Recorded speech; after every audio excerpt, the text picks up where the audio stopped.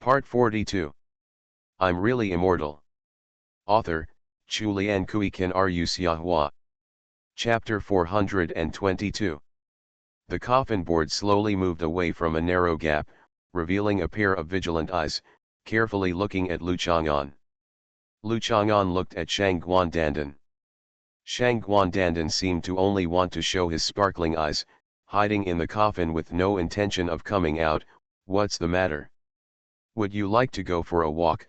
Lu Chang'an didn't get straight to the point. Then, you have to hug me. Shang Guandandan thought for a while and said without much concern. His great-grandfather, Emperor Lu Heng, and his biological mother, Empress Dowager Bo, were well supported by the emperor. The Empress Dowager was often ill, and for 3 years, the emperor could not even sleep. Can't take off his clothes, can't take the medicine without tasting it by mouth. To be selected into the 24 filial piety is exactly what is called benevolence and filial piety in the world, towering over 100 kings. Mo Ting is a good mother, must taste the soup and medicine personally, and is a model of benevolence, filial piety, and morality. So Shang Guandandan looked at Lu Chang'an expectantly. Why couldn't he and himself be like Emperor Wen and Empress Dowager Bo? She didn't need him to taste the decoction and serve her, he just carried her and walked. Are you 3 years old? Lu Chang'an asked. Zhou Dongdong only likes to be trapped in the creaking nest. 15 years old. The coffin lid moved a little further, and Shang Guandandan poked his head out. To be precise, you are 2107 years old. Dandan. Lu Chang'an's own age is meaningless, but Shang Guandandan's age can still be calculated and make her realize that she is a little old lady. Meaningful numbers. So how old are you? 18. I have never seen anyone as shameless as you. Shang Guandandan lowered her head. She didn't want to speak in the first place, and the coffin board slowly closed. This time Lu Chang'an was well prepared and reached out to block the gap. What do you want to do? Shang Guandandan stretched out his finger to pull his finger. I want to ask you something. Please explain it to me clearly. You should explain it clearly, instead of crawling back into the coffin halfway. I will take you out to play. Lu Chang'an had to explain it clearly to her first. The Empress Dowager Shang Guan must have spoken so eloquently. If you agree, you won't regret it? Shang Guandandan's thin fingers clasped Lu Chang'an's thumb again, then slowly pushed the coffin board open, pointed to the small bench. Help me out. The score was set up again. Lu Chang'an went to pick up a small bench and put it next to the coffin. Shang Guandandan stood up and stretched out his hand. Lu Chang'an held her hand, and Shang Guandandan stepped out of the coffin, stepped on the small bench with his bare feet, and pointed to the bed again. Lu Chang'an had no choice but to carry her to bed. Shang Guandandan stood on the bed, walked a few steps, and looked down at Lu Chang'an. You can ask. Besides, yes, Ijin, have you ever noticed my aura in anyone else's body? Shang Guandandan's eyes brightened, reminding Lu Chang'an of Zhou Dongdong when he saw delicious food. Have you seen it? Lu Chang'an observed her reaction. There is a woman whose body contains an explosive amount of vitality and blood. After Shang Guandandan finished speaking, he bit his lower lip, revealing 2 blunt little tiger teeth. How many explosions? Lu Chang'an heard such words from her mouth and was filled with a sense of disobedience. The breath in her body is enough to make my baby mistakenly think she is you. Shang Guandandan loosened his lips, his shining eyes disappeared, and he looked at Lu Chang'an coldly. She ate hundreds of kilograms of your food drool, right? How many tons? Shang Guandandan bit his lip again. When you bite your lip, you turn into a dumpling face, which is quite cute. Lu Chang'an praised, and then asked, is that woman the third wife?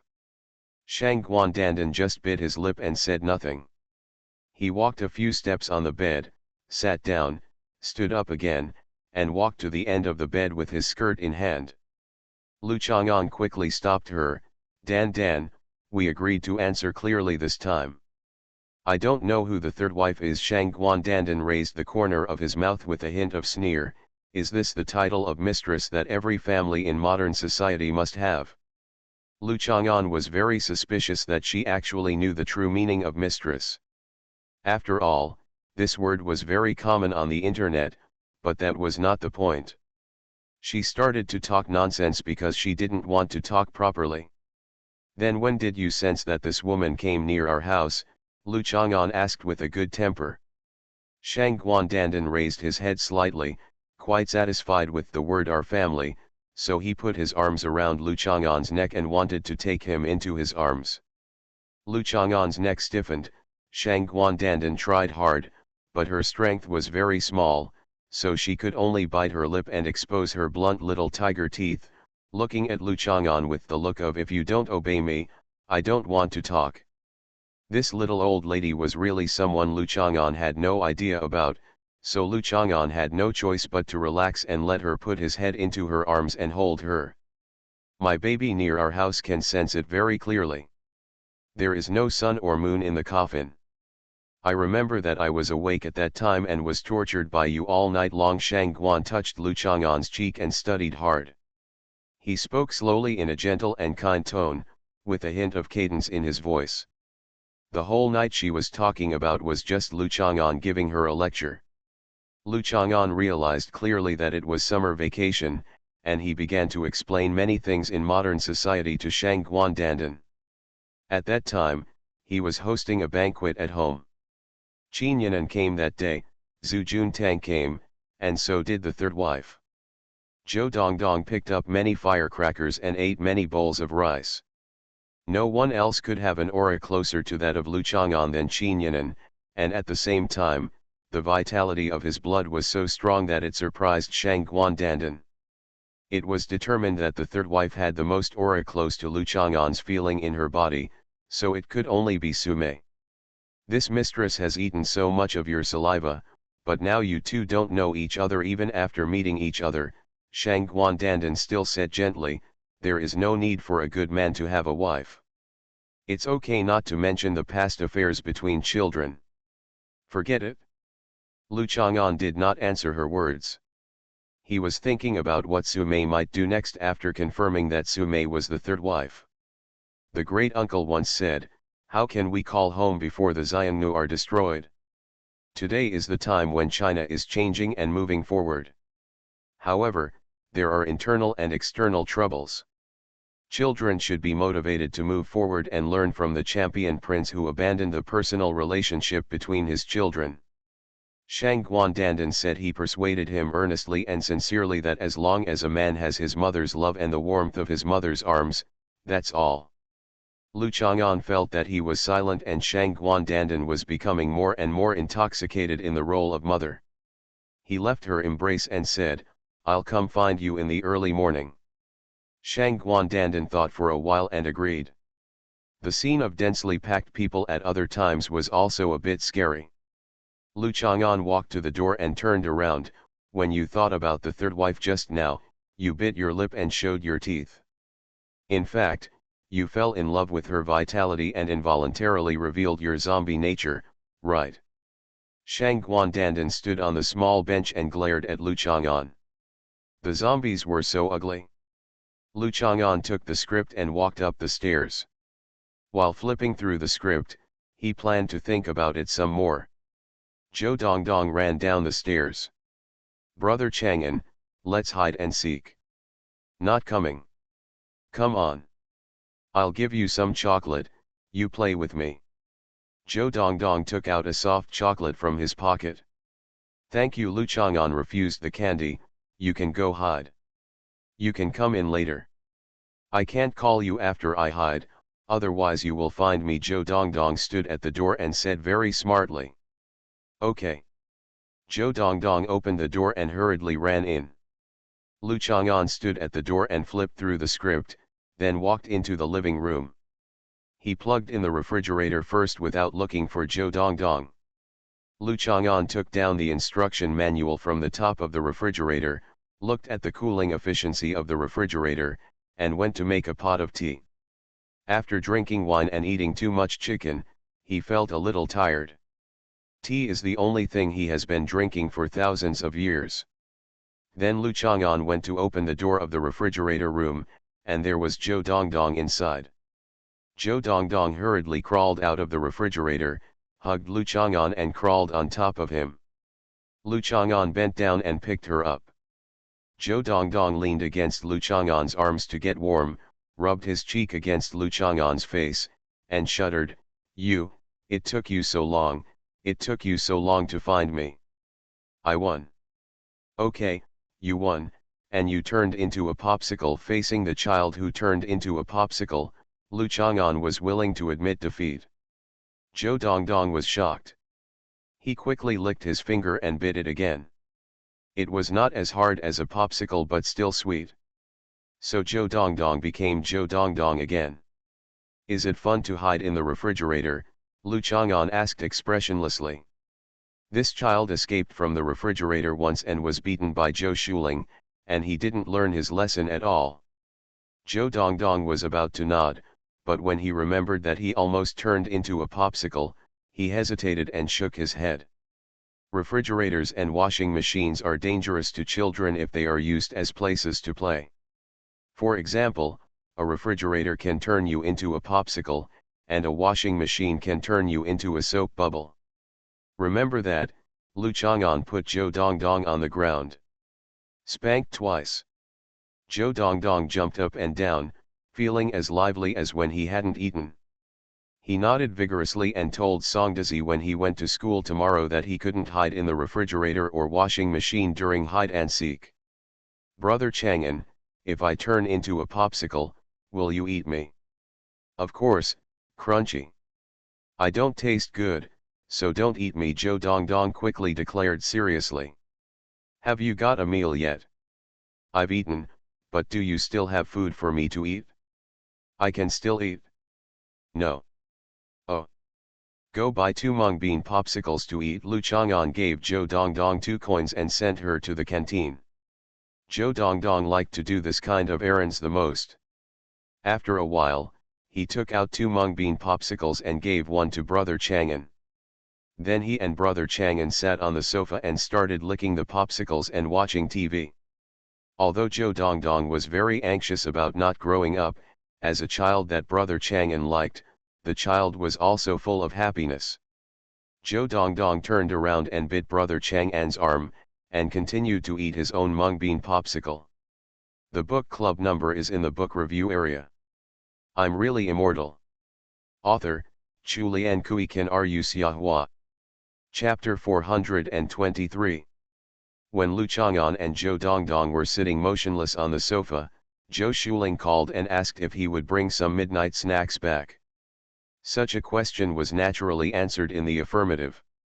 My Tuo, please pack 5 skewers of sheep eggs, 10 skewers of lamb liver, 2 kilograms of lamb chops, and a pot of haggis soup, Zhou Shuling said to the waiter. Okay, the packing box is 2 yuan apiece. Okay. Sitting opposite Zhou Shuling was one of her distant aunts, Zhao Yanhua. When she heard that Zhou Shuling had packed so much, she couldn't help but talk to the young man next to her and took a sip of tea. I'm treating you today. Zhou Shuling looked at Zhao Yanhua's expression and said quickly. How about that? I'll do it. I must do it. The young man was Zhao Yanhua's son Qian Longzhong, and he immediately waved his hand. Zhao Yanhua quickly pulled Qian Longzhong's arm under the table.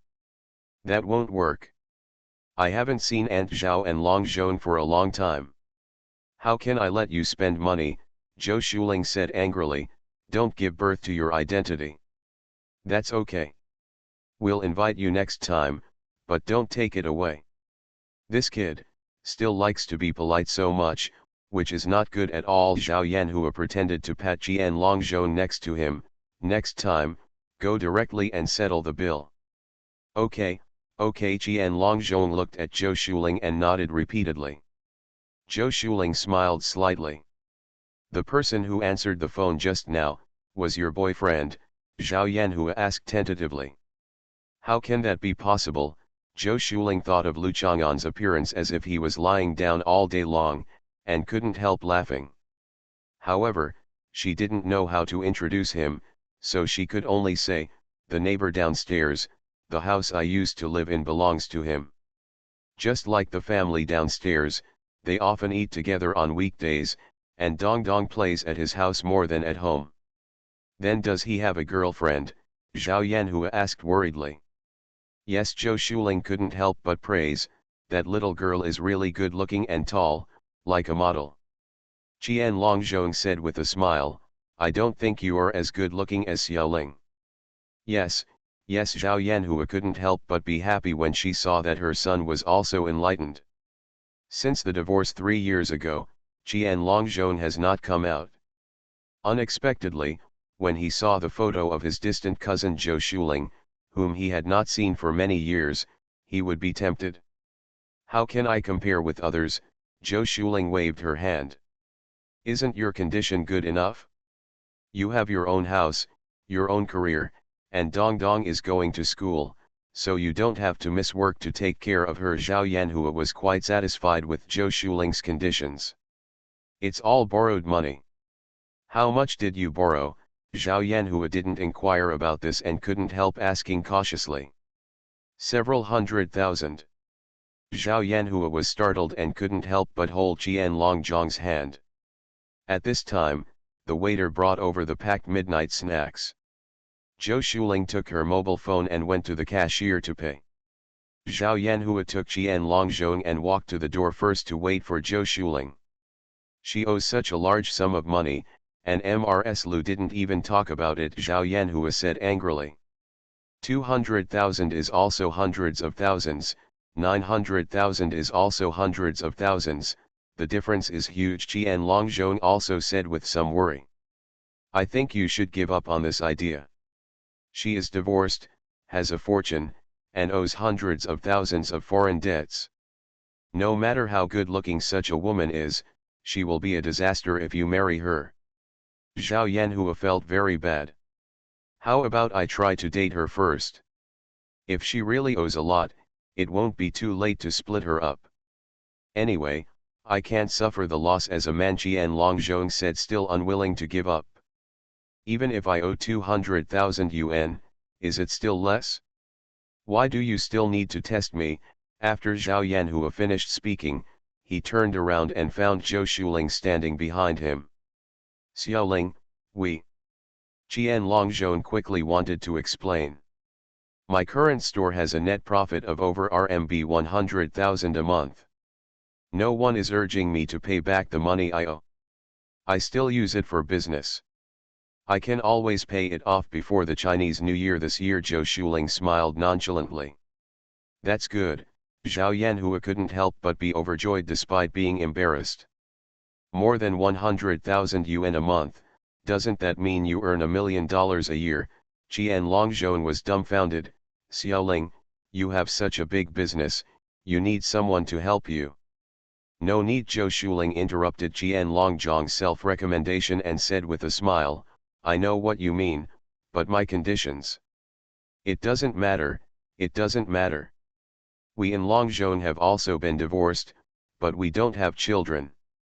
It's just right. I will treat Dong Dong as my granddaughter now that I know what it means, it's easier to say it. Zhao Yanhua held Zhou Shuling's arm affectionately. You misunderstood. What I meant was, with my conditions, how can your family be worthy of me? Zhou Shuling took out her arm and shook her head with a smile. You. Qian Longzhong looked at Zhou Shuling in surprise. Zhao Yanhua is even more fiery. Zhou Shuling has always been gentle in the past, but what she said today is simply disrespectful.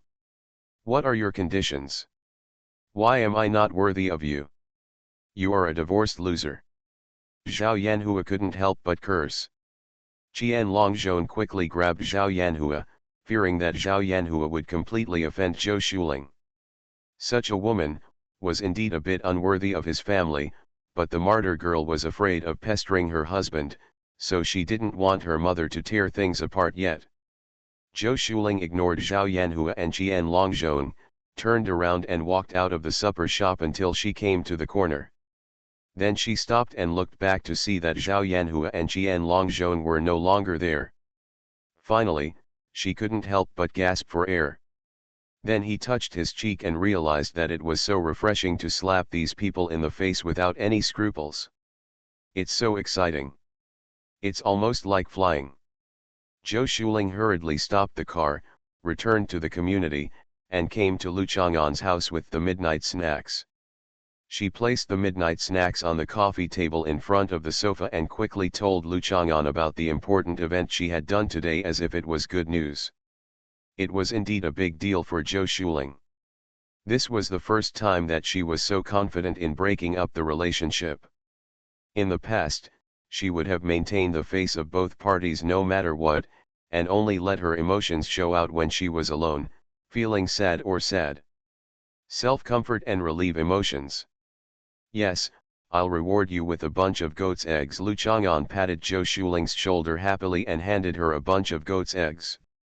I won't eat this, it will kill me. Zhou Shuling refused in disgust. Do you think I would just invite anyone to eat mutton eggs? Don't give me face, Lu Chang'an threatened. Zhou Shuling resisted and ate a little, but couldn't eat any more, so she gave it to Lu Chang'an. How disgusting, I really can't eat any more.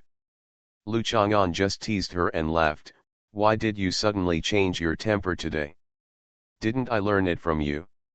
I listened to what they were saying, and I felt so angry. I originally thought it was a relative, so forget it, but I didn't know why, and then I thought of it. If something like this happens to you, it must not be just like this. I broke up with them. Zhou Shuling watched Lu Chang'an eating goat eggs and smiled sheepishly. I feel so good now. This will always be the case from now on. Lu Chang'an nodded. A woman can only be weak in front of her man. After all, her man will protect you because of your weakness. As for other people who see you being weak, they will only bully you. That has to be a good man. Zhou Shuling also had her own opinion. Lu Chang'an agreed. Is the bed ready? Zhou Shuling looked at a pile of wooden components erected in the corner. He seemed to have packed away other tools and so on. It's done. After dinner, I'll take it upstairs and assemble it. That's great, she's looking forward to her own little bed. A certain big shot has no sense of existence. The reason is well known and cannot be stated. There are currently 6,335 votes. By 6 p.m. tomorrow, it will reach 6,800 votes. There will be a huge explosion of 10,000 words tomorrow night. You are listening to Novels at Bless Up channel. Wish you happiness and luck. Please subscribe to receive new novels. How do you feel about this novel? Please like and leave a comment. I'm really immortal. Author, Chulian Kui Kan Ru Xiahua. Chapter 424. After Lu Chang'an finished his supper, he stacked the wooden boards used for assembly one by one and carried them upstairs. Zhou Shuling wanted to share some of the weight, but Lu Chang'an refused because he was in the way, so she had to follow Lu Chang'an and run back and forth empty-handed. Zhou Dongdong was still holding a piece of mutton chop in his hand and chewing on it, without any distractions. Lu Chang'an was assembling a small bed upstairs. He designed this double-layered small bed with a simple structure that does not require the use of nails and is safer and more stable. What can I do? Zhou Shuling wanted to find something to do, but she always felt that others were busy and she could only do it and watch. Lu Chang'an pointed to a small bench next to him. Zhou Shuling quickly picked her up and handed it to Lu Chang'an. What I mean is, go sit next to me and stay out of the way. Lu Chang'an waved his hand. Zhou Shuling pursed her lips, hugged the small bench and stood aside watching Lu Chang'an's work. As she watched the small bed gradually take shape, she couldn't help but feel some warm emotions reverberating in her chest. Not to mention Zhou Dongdong, even I often feel that being able to meet close friends and neighbors who live together in life is probably a kind of emotion that is difficult for modern people to find. After all, there is nothing more than desire in life. In addition, there are a variety of emotional needs, and you will experience happiness, warmth, satisfaction, and touching for these emotions. You're dressed very tacky today. If you wear high heels that are 3 centimeters higher and a pair of semi-sheer black silk stockings, you will be the prettiest when you dance in the square. Lu Chang'an didn't even have to look up to see her standing there. As for the legs in front of you, if a woman is not tall, high heels and a high-waisted skirt are indispensable to accentuate her leg shape. What? The last time I saw your cousin, I imitated her matching. What's wrong with it? Zhou Shuling put down the small bench, opened her arms and slowly turned around to look at herself. Lu Chang'an was using his fist as a hammer to knock on the wooden board. He couldn't help laughing. This man must be self-aware. Why are you laughing? Zhou Shuling blushed at his laughter. This guy didn't usually smile much at all. When he smiled, he basically mocked people. He was probably laughing at her for imitating Qin Yinan. You're not smiling. You can do whatever you want. Lu Chang'an thought for a moment and realized that Zhou Shuling still needed to be encouraged. She finally gained some confidence and dared to slap her relatives in the face. It's annoying, but I really envy your cousin. None of the celebrities I watch on TV can compare with her figure, let alone her appearance. I can't tell whether Miss Jean is without makeup or with makeup. Her face doesn't look powdery at all, but looks like watery tofu. Do you think she usually wears makeup? Zhou Shuling sat down and asked enviously. You're ignorant, she's fake makeup, you can't tell. It's true that her skin is beautiful, but makeup is a kind of self-cultivation for women. You just don't have enough self-cultivation. Lu Chang'an pointed at Zhou Shuling's face. Do you think that a bottle of Dabao is enough for your face? It's not about skincare. What you should seriously learn is the skills of using cosmetics to enhance or change your temperament and style. That's okay, I'm not a little girl looking for a boyfriend, Zhou Shuling said nonchalantly. You hurt my eyes. It's disgusting. I should be good looking. Okay, you look good. Zhou Shuling turned her head away unhappily and thought for a moment. She usually walked around in the mall and looked at the lipsticks and the like, which cost hundreds of dollars each. Is this necessary?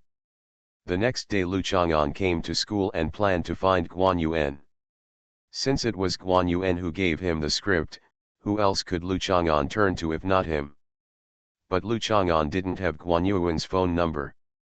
Guan Yuan and Bai Fen are in the same class. Lu Chang'an had no choice but to call Bai Hui. After all, she couldn't turn off her phone all the time. After calling and not answering, Lu Chang'an thought for a moment and sent a message asking Qin Yinan to check for him.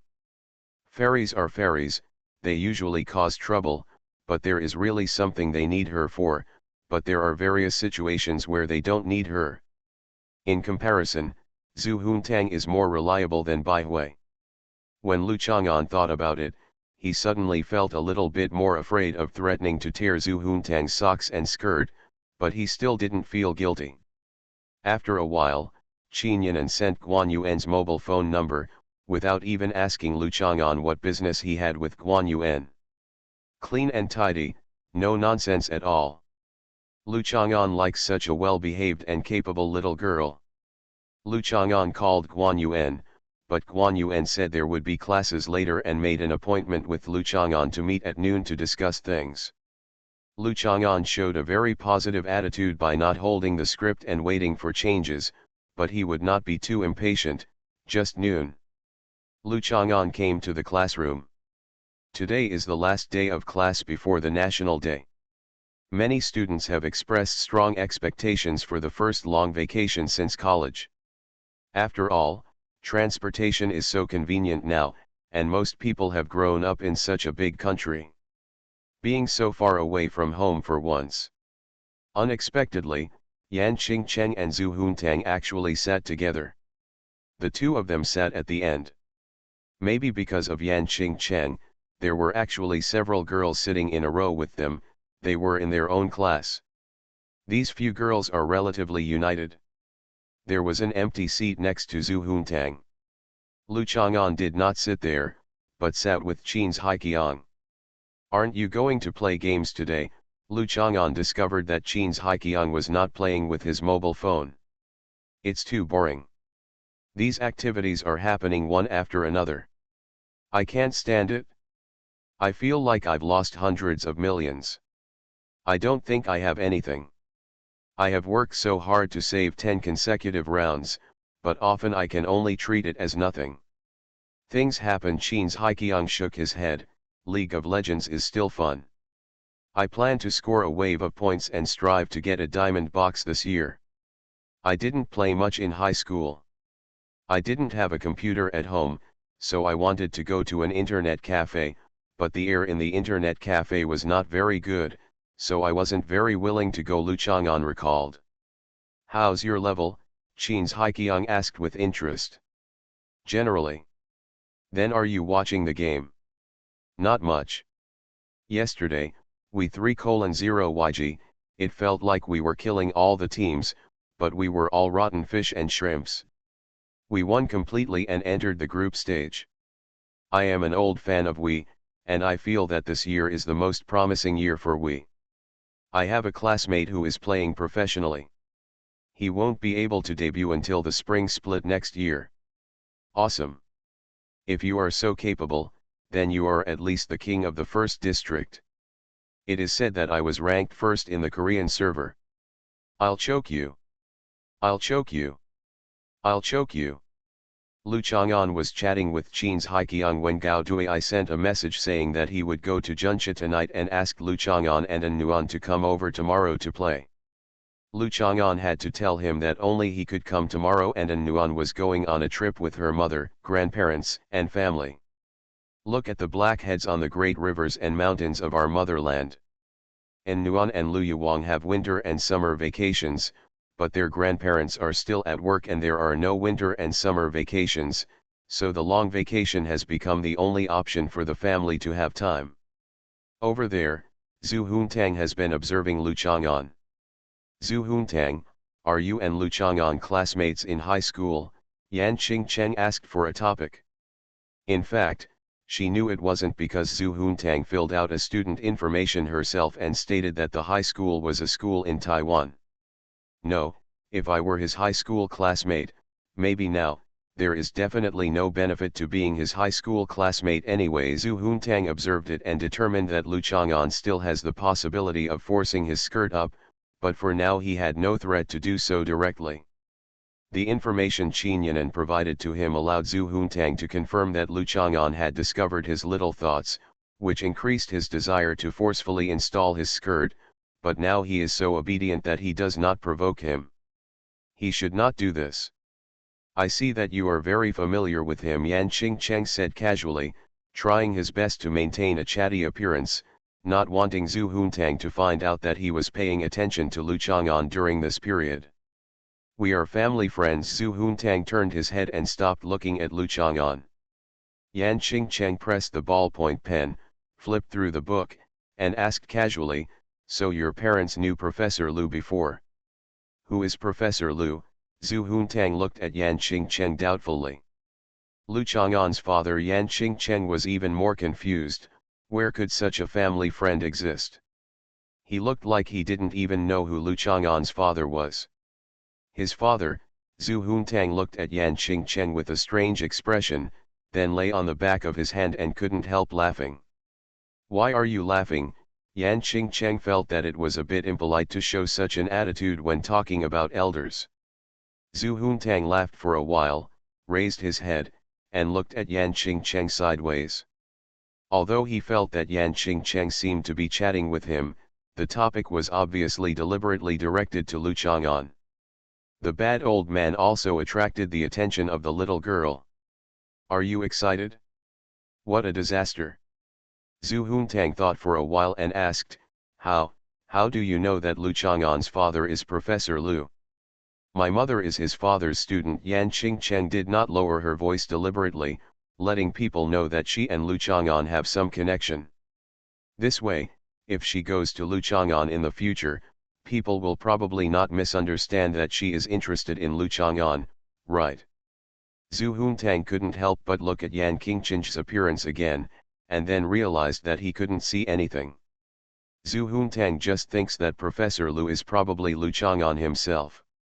Since he is Professor Liu's student, it is completely normal for him to have a romantic teacher-student relationship with Professor Liu, and then give birth to Yan Qingcheng and become classmates with Lu Chang'an.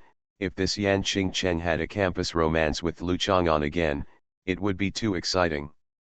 Exciting as it was, Zhu Huntang also knew that this was just his imagination, because although Yan Qingcheng was the daughter of Professor Liu's female student, Professor Liu really did not have the ability to sow his own genes. Actually, it's not convenient for me to tell you this in detail. Not many people know Professor Liu's identity, so don't talk about it everywhere. Zhu Huntang lowered his voice and warned Yan Qingcheng. Yan Qingcheng was slightly surprised, but nodded.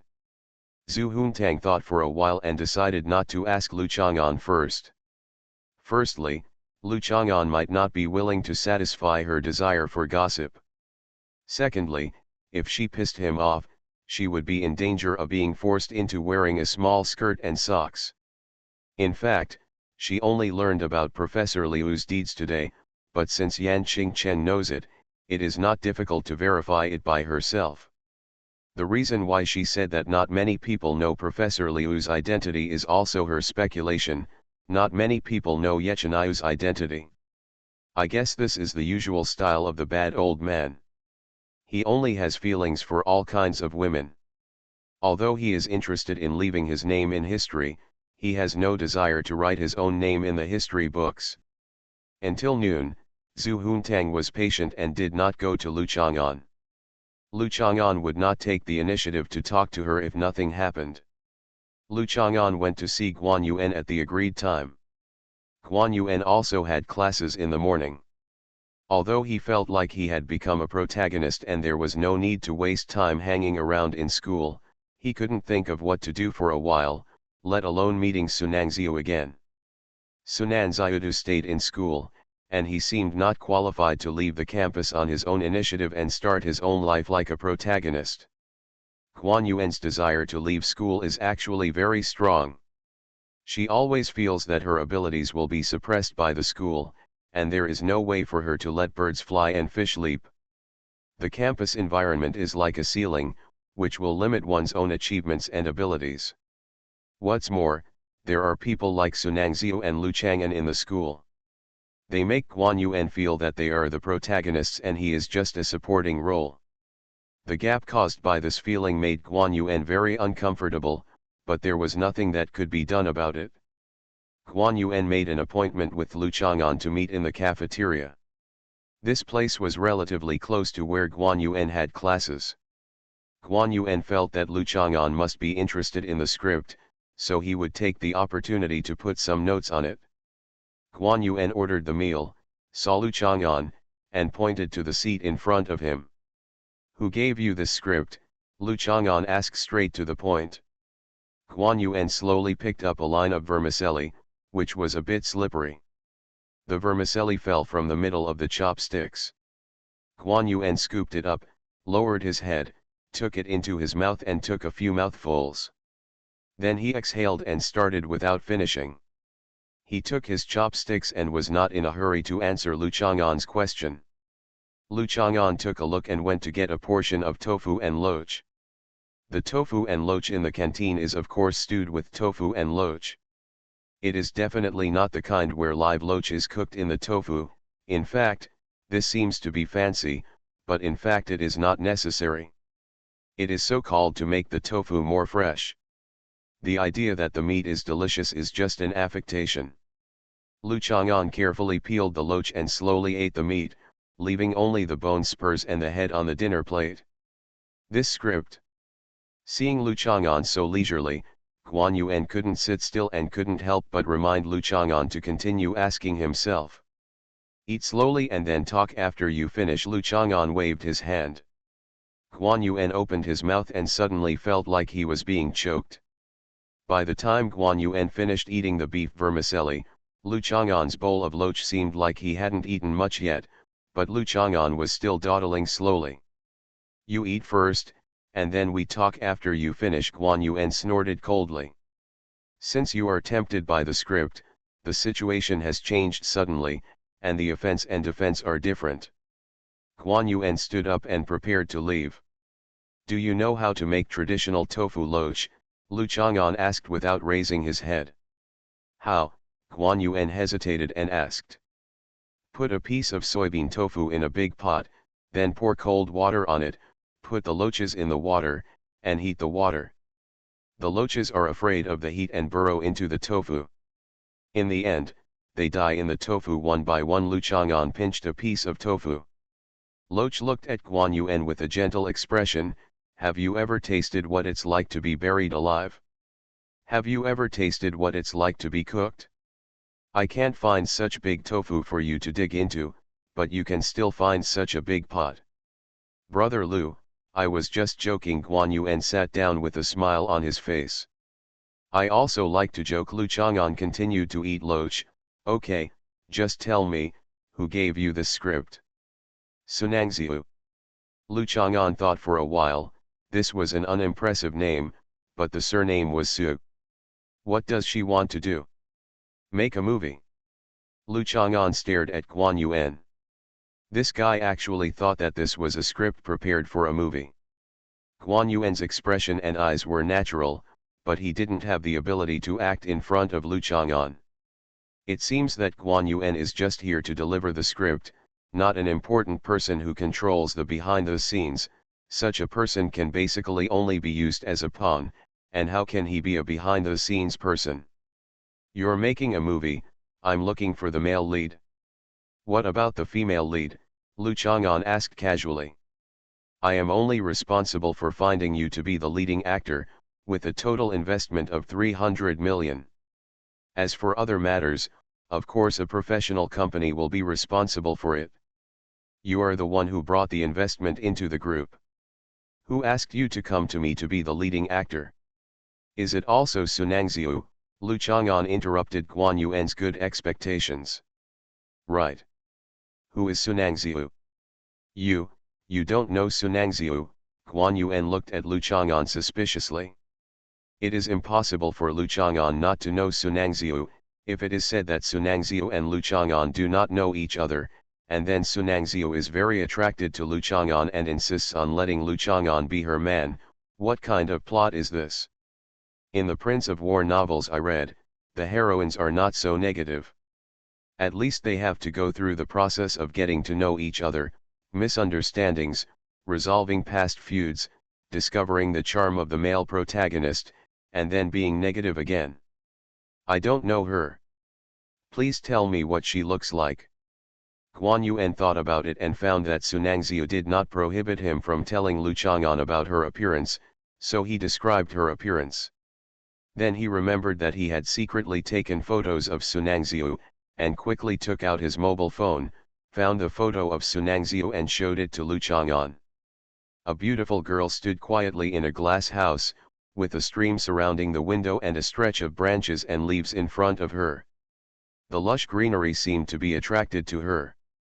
A whole tree trunk broke away from the straight trunk, suddenly stretched out, it swayed happily in front of her through the floor-to-ceiling windows. The corners of the girl's mouth were slightly raised, her appearance and posture were elegant and demure, just like Su Mei's curious and slightly shy look when she first met Yechinayu 100 years ago. Because as of 6 p.m. today, there are not 6,800 votes, but I also want to thank everyone who has already voted. A big chapter is dedicated, and tomorrow will be a big chapter to thank you all. I'm really immortal. Author, Chulian Kui Kan Ru Xiahua. Chapter 425. When Su Mei met Yechinayu for the first time, she was the one who took advantage of the situation and failed to rob him. She wanted to see what the young master of the Ye family looked like. Lu Chang'an was sure that at that time, Su Mei was thinking about dealing with Yechinayu. Now that we meet again, what is she thinking? This Lu Chang'an is hard to figure out. Su Mei is definitely not an ordinary person whose thoughts can be figured out. Just like Yechinayu didn't expect her to do those things at the beginning. Now he is a citizen of Juncha who lives in an old building, an ordinary young man named Lu Chang'an, and she is the head of a wealthy Chabal family, the third wife of the Su family who has rich contacts. No, She has given herself another identity, a freshman at Shonan University. Sunangziu. Although Guan Yuan did not say much about Sunangziu's identity and only gave Lu Chang'an a photo to look at, Lu Chang'an knew her current identity. When school started, Lu Chang'an had seen this lake green skirt on her body. He had also seen her holding a book to cover her face in the cafeteria. While eating the buffet, he passed by the lobby and saw the lake green skirt passing by. Skirt. It's all her. If she wants to be Sunangziu, just think of her as Sunangziu. Lu Chang'an himself often changes his name and doesn't have any other opinions. Lu Chang'an's eyes retracted from the photo and fell on the loach. He continued to peel off the meat and eat it. He rarely felt excited, and the same was true at this moment. After all, he had only been missing for a while. He is no longer the Yechinayu who rushed across half the world to hold her in his arms even if he lost 30% of the money, even though she still looks like the most jealous girl in the Far East. It's not that he always gave up, it's just that things have changed and people have changed. Since what happened back then has caused the situation between the two of them now, how can he suddenly return the indifferent feelings in these years to the time of deep love and affection? He is very interested in this. The remembrance and feelings of this love affair have been consumed by meeting old friends after swimming across the strait.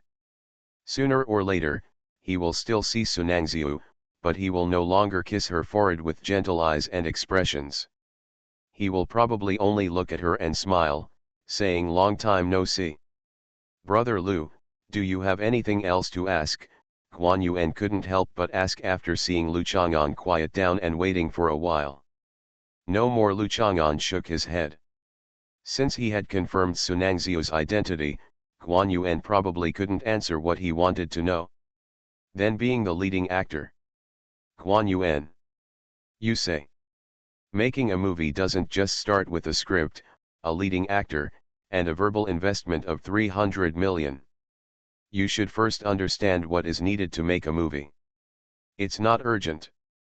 If you have money, anything can be done easily.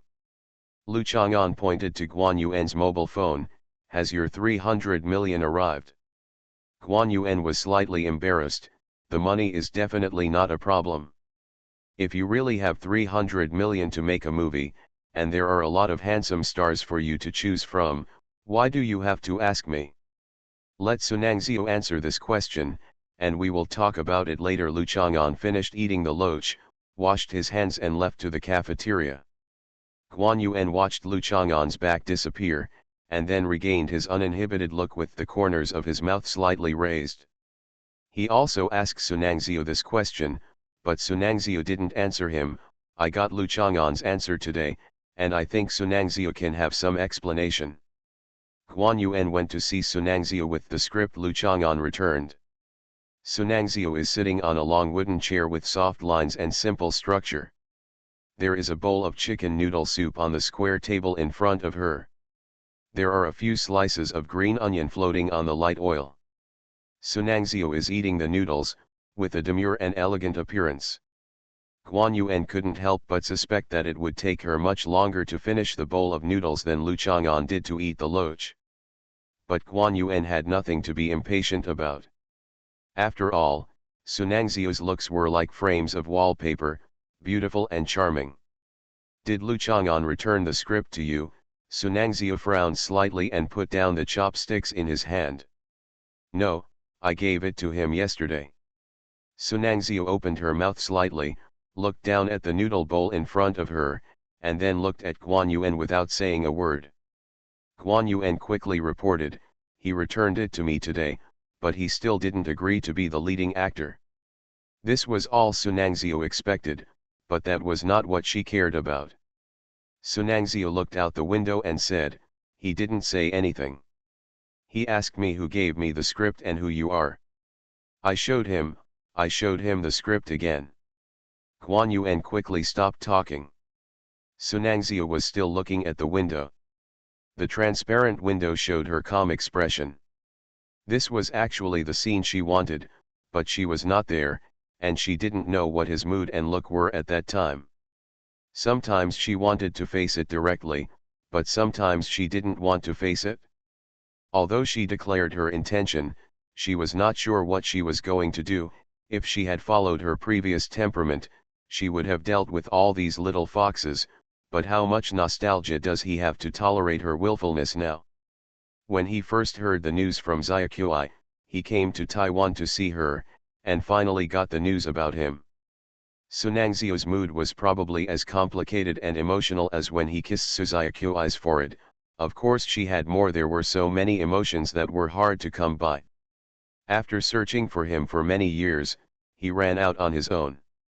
She thought about seeing him again, when they met again, she would. How about that? Until now, Sunangzio hadn't thought about this clearly. Are you throwing yourself into his arms and crying bitterly? Or do you angrily scold the heartless man who starts in chaos and ends up giving up?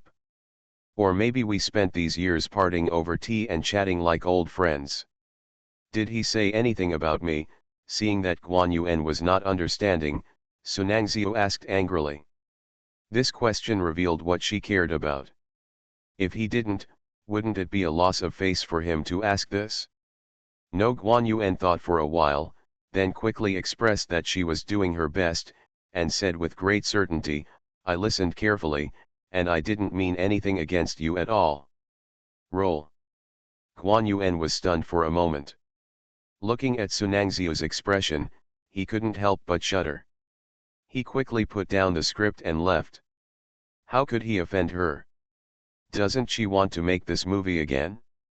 Lu Chang'an returned the script to Guan Yuan and confirmed Sunangzio's identity. He felt a little emotional that 100 years was really too short. Even if his identity was changed, those people and things still followed him up to this day. Today, Lu Chang'an first went to Qin Yinan's residence on the top of the mountain, jumped up to the observation deck on the roof, stood by the swimming pool and looked at the whole city, and called Qin Yinan to ask her to come back. Qin Yinan put off her afternoon work and came back soon. Although Lu Chang'an's tone on the phone was very calm, Qin Yinan's woman's intuition told her that something unusual must have happened. There are many things that Lu Chang'an can hide in his heart, and most of them no one can tell, because those related people have long since returned to dust, and their stories have returned to earth. There is no difference in the text. It only allows the listener to imagine the scene at that time, but it is impossible to remember it with him as a witness. But if it's about Sunangzio, you can talk to Qin Yinan. Even if Qin Yinan doesn't remember, in Lu Chang'an's eyes, she is still the little sister who spent those years with him. Qin Yinan came to the top of the building and saw the mountain peaks swaying, and the collar on her chest was scattered in the wind, revealing pieces of fish-white color. Qin Yinan greeted, I'm afraid it's going to rain later. Lu Chang'an turned around and sat downstairs in the living room with Qin Yinan. Qin Yinan didn't ask hurriedly what happened. She made tea, took some fruit and put it in front of her, and then looked at him quietly. Sit here. Lu Chang'an pointed to his side. There was a sweet smile on Qin Yinan's lips. She held her skirt and stood up straight, sitting next to Lu Chang'an.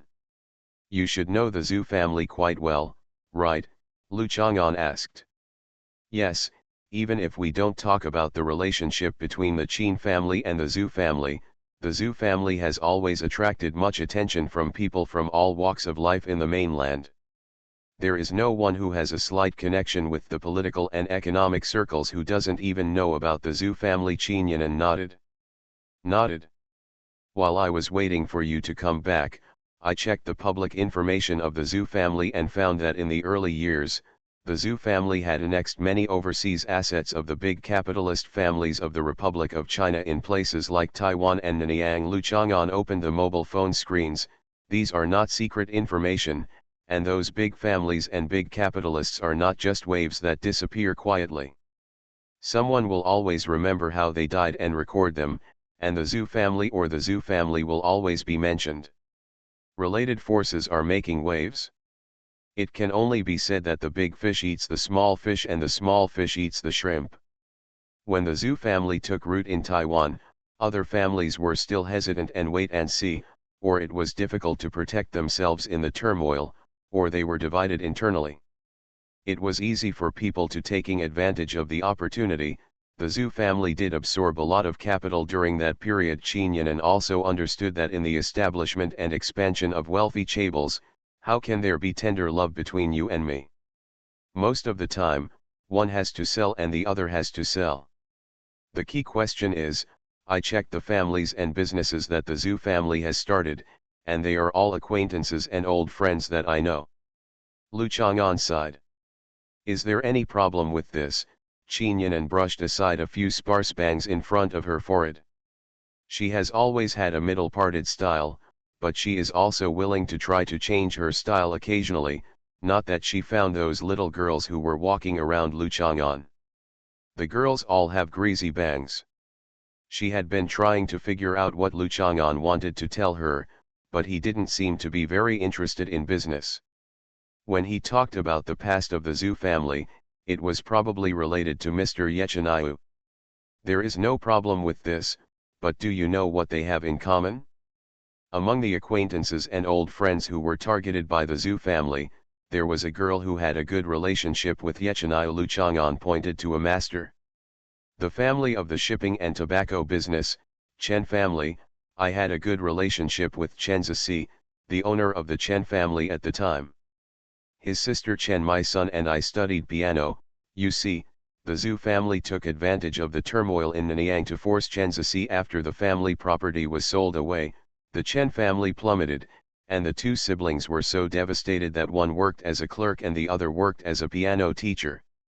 This, you mean that just because you have a good relationship with Chen, my son, this is one of the reasons why the Zhou family is cruel? Qin Yan'an said in disbelief.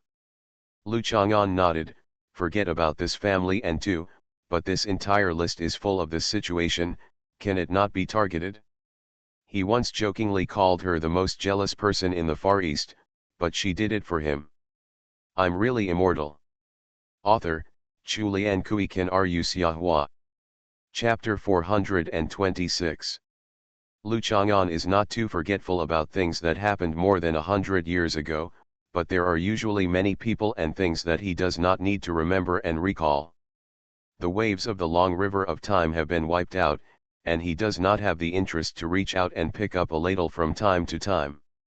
Qin Yan'an's appearance activated his most intimate memories of being Yechaniu, thinking about the most important people such as Ye Sijin, Qin Peng and Su Mei, and the list in front of him also made him start to recall more familiar people. They were once gorgeous or ordinary waves of that era, with vivid or vague voices and appearances left in his memory. Originally I thought it was just normal capital operation and primitive accumulation, but if it is mixed with such personal grudges, Mrsu is such a gentle and kind person, I really can't tell. Qin Yan'an recalled carefully. Zhu Huntang was a child. I have studied various cases in the history of the Zhou family's expansion, and I also discussed it with her. I think some businesses were done too reluctantly. Although the Zhou family always made a profit in the end, there should have been better choices and plans at the time. The Zhou families, however, there is always a ruthlessness in his actions. It seems that business is not the main thing. It is more important to erase other people's family imprint and sense of existence. Of course old Mrsu won't do this. It's Su Mei who will. Lu Chang'an remembered Suzayakui's round face when she was a girl and shook her head. Qin Yan'an looked at the faint smile in his eyes when he recalled the past, as if he saw a person flipping through the diary recording his life, and those beautiful emotions. It's just that the things Su Mei did may make those memories more the sadness of being devastated. But isn't Mrsu Su Mei? Qin Yan'an asked in confusion. You mean, Su Mei was more tricky when she was young, but now she has put down all the emotions of the year? No longer motivated? Originally, I thought it was an internal matter of the Su family and the Zhou family. As an outsider, I shouldn't talk about it casually, so I didn't tell you the secret. Lu Chang'an raised his head and looked around the living room. Qin Yan'an followed Lu Chang'an's gaze and looked around to understand what he meant. I just checked here and there is no monitoring equipment installed. Because of the reminders from Mrs. Lu Chang'an Su and Su Mei, Qin Yinan vaguely felt that this was a shocking secret. She was also a person with secrets, so she carefully checked her residence to avoid leaking some inadvertently exposed information. Horrible state, she is not as calm and casual as Lu Chang'an. Su Mei is not old Mrs. Su, old Mrs. Su is Suzyaqui, Su Mei's maid back then. The real Su Mei is hidden behind the scenes, she is today's third wife, and she is now Su Nangxiu, a freshman at Xiongnan University. Lu Chang'an finished. I didn't have tea anymore, so I went to the wine cabinet and took out a bottle of red wine. The original imported bottle of Romani Conti from the 2007 vintage, I guess the price is not very expensive. Lu Chang'an looked at the signature on the bottle label, then turned to look at Qin Yinan, who was still digesting the news Lu Chang'an had just told. Lu Chang'an poured the wine himself and told Qin Yinan about the details he discovered and how he came to the conclusion. Naturally, there are more secrets hidden in these details, but Lu Chang'an didn't mind letting her know many secrets, just like back then. The trust that comes with intimacy. He could still bear it and did not tell the story of how Yesijin turned into Qin Yinan. After all, she only wanted to be Qin Yinan now. I feel like I'm going crazy. The person who originally called me grandma, can call me grandma again, but the real grandma is actually the person I used to call my third aunt. Wait, Zhu Huntang is obviously Su Mei's great-granddaughter, she calls Su Mei's mother. Then she can also call you uncle, but usually she would call you grandpa, but in the past I thought she should call you uncle like me, if you count from my great-grandfather. Don't forget it. Seniority is meaningless. Didn't I ask you to call me brother? If you really want to calculate it, then there's no way to calculate it. Everyone has their own business. Lu Chang'an looked at the somewhat confused Qin Yinan and took the photo with a smile. Patting her cheek to wake her up, seniority is not the point at all. Wait, the main thing is that I want to clarify the relationship between the characters. Qin Yinan rubbed her temples. Forget it, I understand, the point is that now Su Mei, also known as Su Nangxiu, has made a comeback, and we should figure out what she wants to do, what she did to the Chen family in the past. We must be careful of her repeating her same tricks. Finally out of the little fool's state, Lu Chang'an nodded in praise. Qin Yinan touched her head and said as if she was a cutie like Zhu Huntang, whose life goal is to look like a fairy. She is such a big person, so pretending to be a little fool is not pretending to be cute. Qin Yinan pouted, her eyes rolled, and she made two brief nasal hums in succession. In fact, even if she occasionally pretends to be cute, who wouldn't? This is not Anyuan's patent. Still a little embarrassed, Qin Yinan pushed aside her long hair, revealing a somewhat reserved and upright posture. I understand, what you are worried about now is that if Su Mei, who is now Su Nangxiu, knows that your former identity was Yechinayu, if she forgets her old relationship and remains true to her nature, any girl who has a good relationship with you will be within the scope of her hostility. Qin Yinan frowned slightly. It seems that it is still a secret that Zhu Huntang and I accidentally leaked when we talked sometimes, but since she has known about it for a long time and has not done anything, it should be said that her mood is much calmer now. She did those things back then, maybe because she thought that I had changed my identity and integrated into a certain family, and she wanted to force me to appear. This reason is very possible. For her, it was just drawing inferences from one example, so why not do it? But when I was around her, she still behaved like a harmless little white rabbit, and some of her actions were not too radical. Lu Chang'an held the wine glass. Since she still cares about me, she won't be unscrupulous.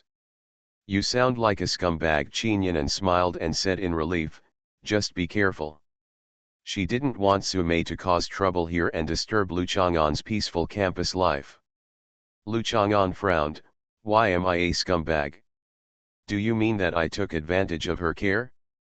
This care does not completely refer to emotional dependence, but my existence itself makes her restrain herself rationally. Unbridled desires and impulses. That's a better way to put it. The repressive force that allows ordinary people to restrain their criminal desires is the violent agency that enforces the law. For someone like her, the repressive force that allows her to restrain herself is me. It's Arjo's Hoofenglay sword section. Chinyanan was a little passionate, as if the confrontation between superpowers was finally about to begin. Lu Chang'an smiled and scratched the top of her head again. Chinyanan could only stop talking. She realized that Lu Chang'an really regarded her as a little girl, the kind of reaction an elder would have when he sees a junior showing the cute look in his eyes. Let me talk to her sometime. How about, I meet her first, Chinyanan said eagerly. Lu Chang'an hesitated. It's a buffer before you officially meet with her. Just like many important people, their subordinates often contact her first before they meet. Do you want to get in touch with abnormal humans who exist besides me? Lu Chang'an somewhat understood that people are always contradictory. Chinyanan was not willing to expose her own secrets, but she also had the desire to meet similar people. That Guan Yuan, I feel too weak, too frivolous and low-level. Chinyanan nodded. Okay, I won't be at home tomorrow. You make an appointment with Sunangziu, that's her name now. You ask her to meet her downstairs at my house, and don't leave the area of the sycamore tree. Lu Chang'an warned seriously, in addition to this meeting address, nowhere else. Okay. Although Chinyanan didn't understand the meaning of his arrangement, she didn't ask much why. It was nice to be her brother's obedient, warm-hearted sister like a little cotton-padded jacket. Men are often reluctant to answer women's questions. Lu Chang'an thought about the meeting between Chinyanan and Sunangziu for a while, and after thinking about it, he didn't say anything more or try to stop it. The red wine baked snails you made last time were delicious. Is there enough wine left in this bottle to make one serving? Lu Chang'an was a little hungry. Brother, no one uses red wine worth more than 100,000 yuan to bake snails. Why? Okay, but I don't have any snails here today. How about I make you a red wine steak to fill your belly first, and then make you a supper later? Okay. Last night Zhou Shuling brought a bunch of mutton eggs, mutton liver and mutton chops, just don't eat anything from the sheep today. Chinyanan walked into the kitchen, took a deep breath, held her chest, and looked at the indescribable look on the woman's face reflected in the bright window. She didn't know how Lu Chang'an would handle his relationship with Sunangziu, let Sunangziu be his secret lover, or confess to An Nuan, and the two women serve one husband together. No matter what, she was probably the one who was pushed into a corner next to him. This was normal.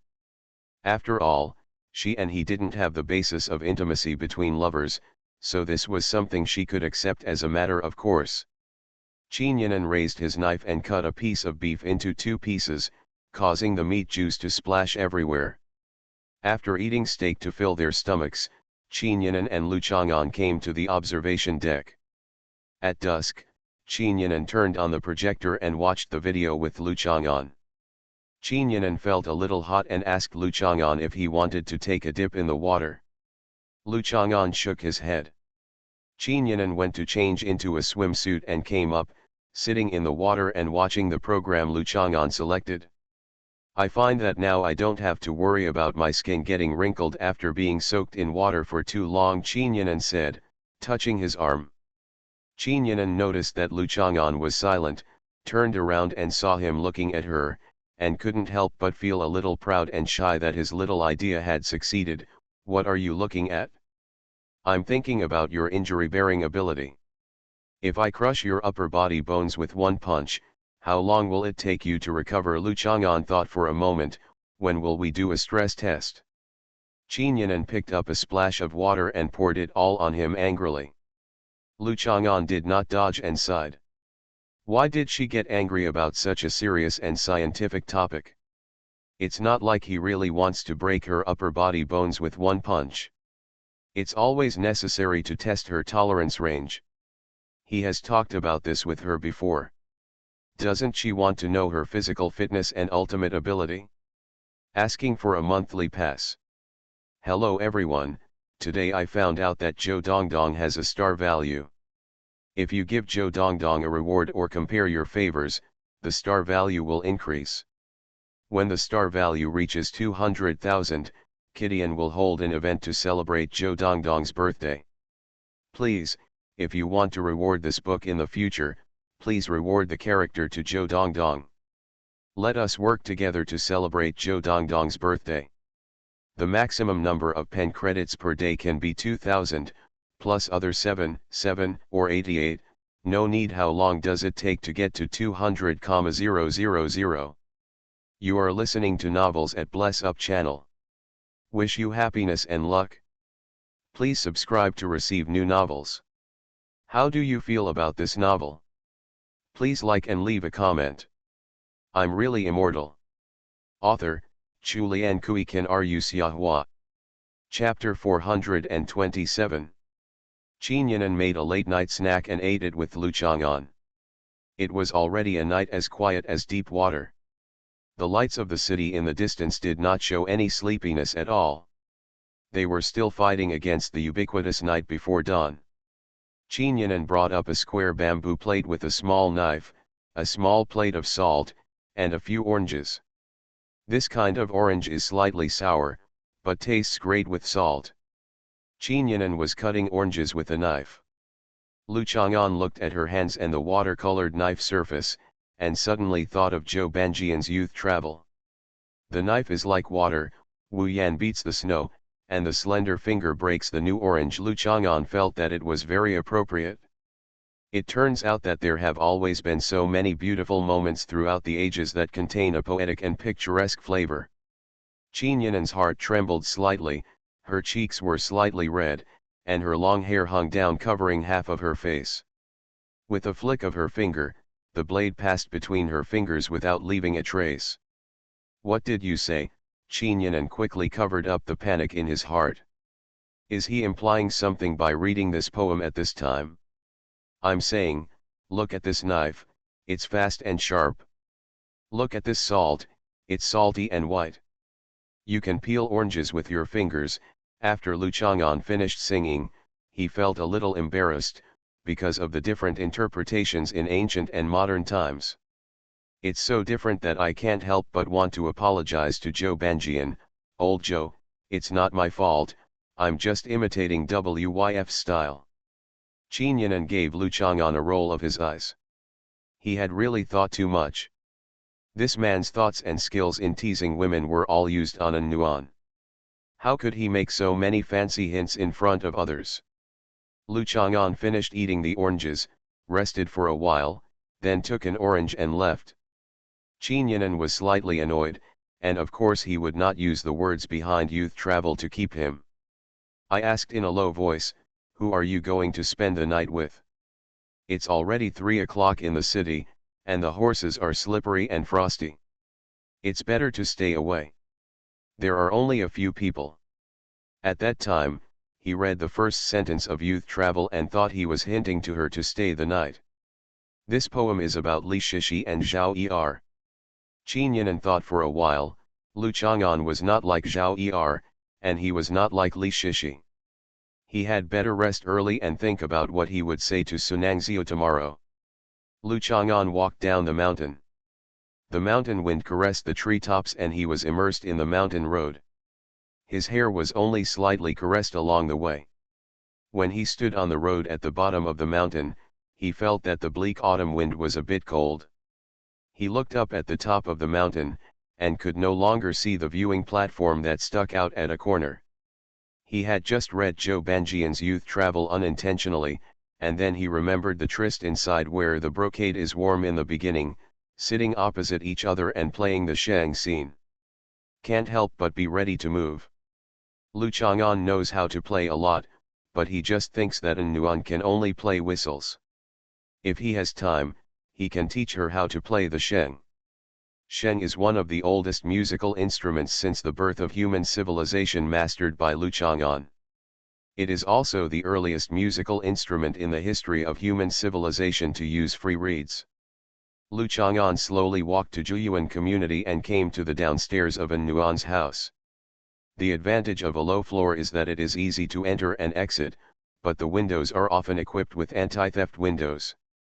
Lu Yuwang's house has 2 connected balconies. There are no anti-theft windows on the balcony. One balcony is outside Lu Yuwang's bedroom, and the other is outside the study. All have separate doors that can be opened to the interior. The shade of the trees was dancing and the moonlight was like water. Lu Chang'an touched the balcony and stood outside the door of the study. Then he sent a message to An Nuan, "I am on the balcony of the study." An Nuan sent a bunch of panda head expressions to express her horror. Lu Chang'an waited for a while and then heard some noises in the study. Then the door cracked open little by little. He could hear An Nuan's heavy and nervous breathing through the door. Lu Chang'an walked in, and An Nuan looked at him nervously and excitedly. She originally thought she would have to wait until she returned from the National Day trip to meet him, but she didn't expect him to come over in the middle of the night. "How do you climb up to the balcony?" "My mother is asleep, so I will open the front door for you." And Nuan quietly closed the balcony door. Climbing the balcony makes it feel more like having an affair. Lu Chang'an is a very interesting person. "I'm stealing, you big-headed devil. Change your shoes quickly." And Nuan was still holding a pair of slippers in her hand. Lu Chang'an changed his shoes and gave her the ones in his hand. She packed Lu Chang'an's shoes in a plastic bag, then lowered her voice and explained, "If your shoes are stained with dew outside, leave the grass and leaves at home. It's hard to explain if my mother finds out." Witty, Lu Chang'an praised. And Nuan pulled Lu Chang'an and carefully left the study and returned to her room. And Nuan gently closed the door, then took a skirt to be washed and put it under the door to block the gap. She checked it carefully and then opened it. Room lights. "Are you experienced?" Lu Chang'an couldn't help laughing. "Is this common sense? Everyone has done this," and Nuan chuckled twice. "I used to read novels in the room and forget the time. My mother would knock on the door and shout when she got up in the middle of the night and saw a light under the door. I was sleeping and they scolded me. From preventing parents from finding out that I am secretly reading novels, to preventing parents from finding out that I am having a private meeting with my boyfriend, this is a kind of growth." Lu Chang'an looked at An Nuan happily. "I'm going to die." An Nuan punched him, then sat on the bedside with a pillow, pulling the quilt to cover her legs, with a shy smile on her face, looking at him with anger and annoyance. "It's so late at night, what are you doing here? Please eat an orange." Lu Chang'an took out the oranges he brought from his pocket. And Nuan couldn't help but feel a little amused. Her boyfriend was always so unexpected. She knew that of course he was not just here to treat her to oranges, but there must be a reason for the oranges.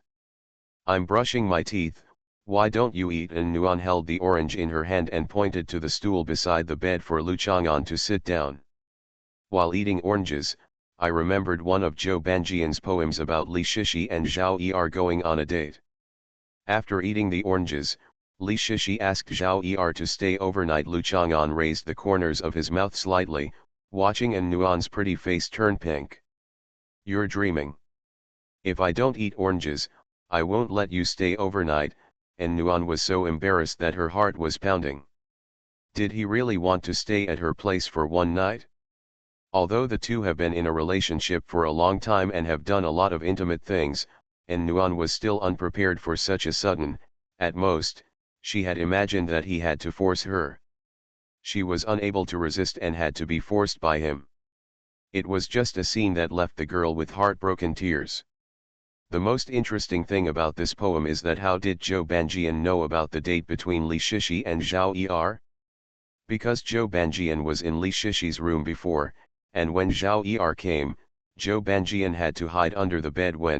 This person heard that the woman he liked was dating another man, and he could write such a touching poem. He was very generous. Li Shishi had someone under his bed, but he wanted Zhao Yi to stay overnight. He was also a strange woman. Lu Chang'an pointed at the orange. "This is the secret code for our private meetings in the future. One day you give me an orange, or I give you an orange, and I will come to you in the evening." "What a mess, are you comparing me to Master Li?" Then do you want to check if there is Joe Banjian under my bed? And Nuan looked at Lu Chang'an with feigned anger, holding the orange in his hand, but suddenly felt that the orange had become a special fruit.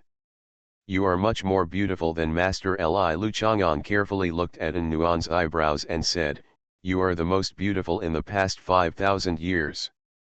I can say this with the most authority. How can I be so good looking? And Nuan sometimes looks in the mirror and feels that she is quite good looking, a little narcissistic, but what Lu Chang'an said is too exaggerated. This is a typical beauty in the eye of the beholder. Of course, and Nuan has the self-knowledge and joy in my heart turned the nervousness and shyness into soft sweetness. You are the most beautiful in 5,000 years. How much does he like me that he would say such a thing? Lu Chang'an doesn't care whether his views are objective or not, fair or unfair. Aesthetics and taste are private matters. It would be perfect if the breasts were bigger. Lu Chang'an was still a bit picky, otherwise he wouldn't have invented Qin Wei Fang Shu for En Nuan to practice. En Nuan put down the orange and hit Lu Chang'an dozens of times with a pillow. Then she put down the pillow panting. After thinking about it, she picked up the orange, lifted the quilt to cover her upper body, fiddled with it with her hands for a while, and then put it down. Quilt, puffed up his chest in front of Lu Chang'an. After just 2 thrusts, En Nuan couldn't help but laugh. She rolled onto the bed and took the opportunity to lie on her stomach and reach in to take out the orange hidden in her pajamas. This orange belongs to me. Lu Chang'an quickly took the orange back with his quick hands and eyes. Give it back, En Nuan was embarrassed. Lu Chang'an pinched the orange, shook it, rubbed his fingers on the orange, and looked at En Nuan subtly. En Nuan couldn't stand the look in his eyes, so she got up and grabbed the orange. Lu Chang'an didn't resist and let her grab it. What are oranges? It's all his after all. Stop making trouble, I'm here to remind you to practice Qin Wei alchemy. Lu Chang'an said seriously, you have to grow taller, and your overall development must keep up, otherwise you will not be so coordinated and perfect. I've been practicing recently, En Nuan admitted in a low voice while holding Cheng Ziyi. It was just a tease. In fact, her breasts were of course much bigger than Cheng Ziyi's. That's good. I'll pinch your limbs tonight and give you some nutrition. This way you won't be so tired when you have to take care of 2 old people and your mother during the trip. Lu Chang'an is coming tonight, of course. There is serious business. Supplementing nutrients, En Nuan looked at the orange. Is this orange a highly nutritious variety? Lu Chang'an asked En Nuan to lie down flat, took a wet wipe on the bedside and wiped her hands clean, and began to perform traction and massage on her limbs. In fact, this method was not very magical, but it could have a significant effect. It's the end of the month. You can just click on the word monthly ticket and you might get one. I'm really immortal. Author, Chulian Kui Kan Ru Xiahua. Chapter 428. En Nuan lay down on her back and watched Lu Chang'an prepare to take action. She wanted to move her body, but suddenly she found that she couldn't move. She was as motionless as a zombie baby with a talisman on its forehead. Why not a zombie girl? Because girls always feel that calling themselves baby makes them feel cuter. Did you tap my acupuncture points? En Nuan asked nervously, her eyes moving in her sockets as if she could only move her eyes. Hole. Don't you know how to do acupuncture? En Nuan actually felt that it would be unbelievable if her boyfriend didn't know how to do acupuncture. Apart from giving birth, is there really anything he can't do? You are too nervous. Look at your tight legs. You have stretched your height by a few centimeters. Lu Chang'an looked at her and laughed. Take a few deep breaths. En Nuan could still breathe. After taking a few big breaths, she felt that she was really too nervous. Then she moved her hands and feet. The feeling of being pressed down on the bed by a ghost dissipated. She couldn't help but feel a little embarrassed. It was probably like this. Late at night, it was the first time that a man and a woman were alone together like this. I thought about what he said in a private environment and that he and she were a close match. I thought that after all, I didn't have that much strength to resist her boyfriend's misbehavior. The girl's shame and the sweet desire for intimacy in love was mixed together and overwhelmed her. Come on, you are not allowed to touch In Nuan warned Lu Chang'an with a red face. After all, she still hopes to cooperate with Lu Chang'an to fulfill the promise made by Lu Chang'an, so that she can improve her physical fitness and talent limit, and successfully enter the school volleyball team. This is a regular massage. Lu Chang'an took In Nuan's sunglasses from her desk and put them on. In Nuan laughed out loud, pursed her lips, raised her legs and smashed the sheets. Lu Chang'an's hand fell on her calf, and In Nuan immediately sat up straight with her upper body like a conditioned reflex. Are you a zombie? Lu Chang'an remembered that in many zombie movies, when the lid of the coffin is lifted, the zombies sit up like this. You touched me a little itchy.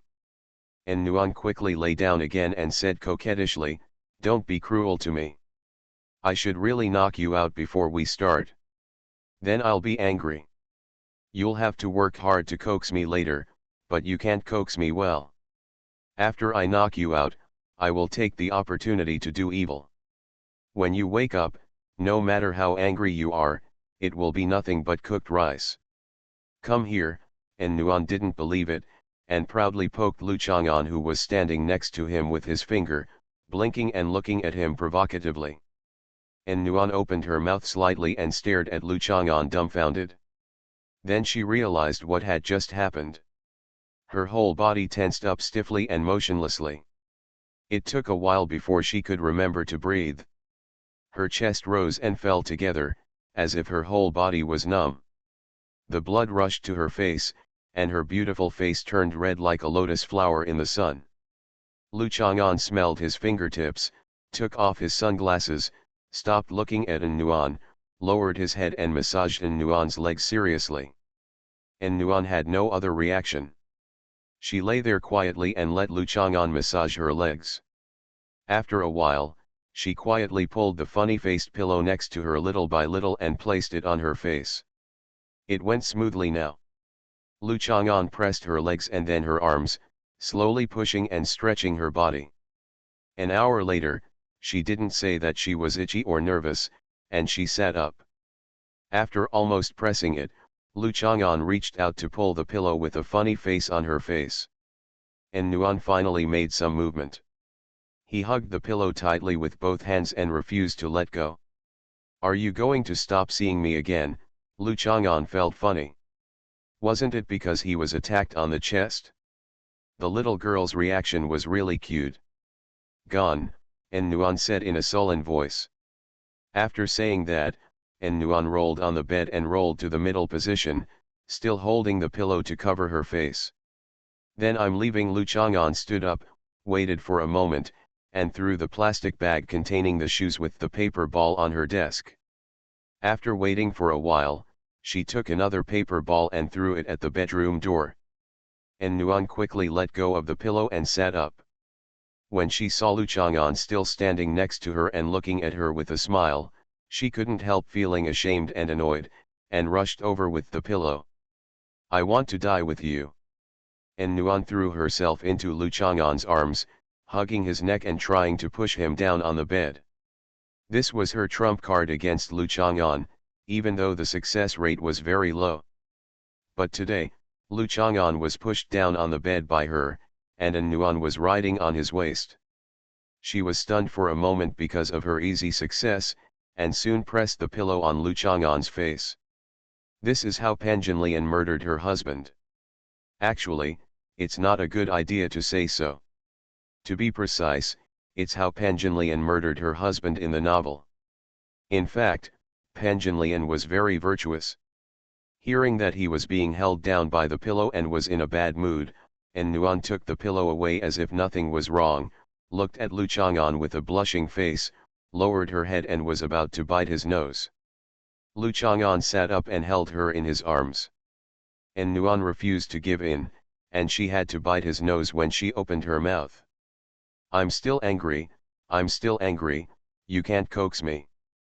En Nuan's eyes gradually blurred, and she was panting and humming. I always feel that you shouldn't be so angry. Lu Chang'an finished his work for the day, massaged and tracked Ionid, and gave him his essence, so he asked calmly. Of course I'm going to be angry, and Nuan's cheeks were still red. I'll give you a chance to guess why I'm particularly angry. If you guess it, I'll be less angry, or I'll ignore you for a week. Because this year's National Day and Mid-Autumn Festival are exactly 8 days apart. If you go on a trip tomorrow, you won't be back until exactly 1 week. Right, Lu Chang'an guessed the reason. That's not seeing you. I mean ignoring you. Even if you send messages, I won't reply to you. And Nuan sat in Lu Chang'an's arms and glared at Lu Chang'an. Don't be smart, guess quickly. It seems that I didn't think that my actions just now would make you legitimately angry. There are some other reasons. Lu Chang'an thought for a moment. And Nuan didn't react at first because of the unexpected attack on her chest. He was tensed up because of the accident. Later, he started to get angry after lying still and regaining consciousness. And Nuan kept breathing through her nose and making a humming sound to show that she was particularly angry now. Give me a hint. Even Lu Chang'an was having a hard time solving the age-old mystery of why a girl is angry. Misunderstanding. And Nuan bit her lip and gave a hint. You misunderstand me as a deceiver. That's what you are. Do you misunderstand that I want to do something wrong to you? You've already committed evil. What else do you misunderstand? Misunderstand that I can't wait. Is this a misunderstanding? I misunderstood that your breasts are too small. And Nuan stopped talking, lowered her head, hid her face between Lu Chang'an's neck and shoulders, and hugged him tightly in shyness. I understand, you were lying down just now. In this case, you are already smaller in size and you are more open-minded. You are afraid that I will misunderstand you, that's all. Lu Chang'an suddenly realized. You knew it and you said it, and Nuan was so embarrassed that she started to hit people with her fists again. It's okay, I'll try again. And Nuan quickly left Lu Chang'an's arms, ran to the door with her hands folded in front of her chest, and stared at Lu Chang'an with a red face. How dare you? As long as you know that you have misunderstood. Anyuan. It was Lu Yuwang who shouted.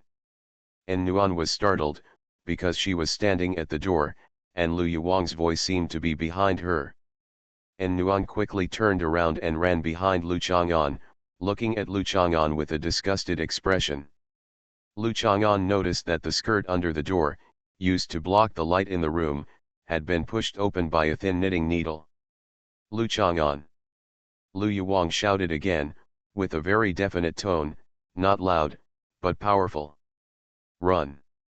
And Nuan quickly took out the shoes from the plastic bag and gave them to Lu Chang'an. Why are you running? Lu Chang'an waved his hand. She has already discovered it. If you run away, the monk can't escape from the temple.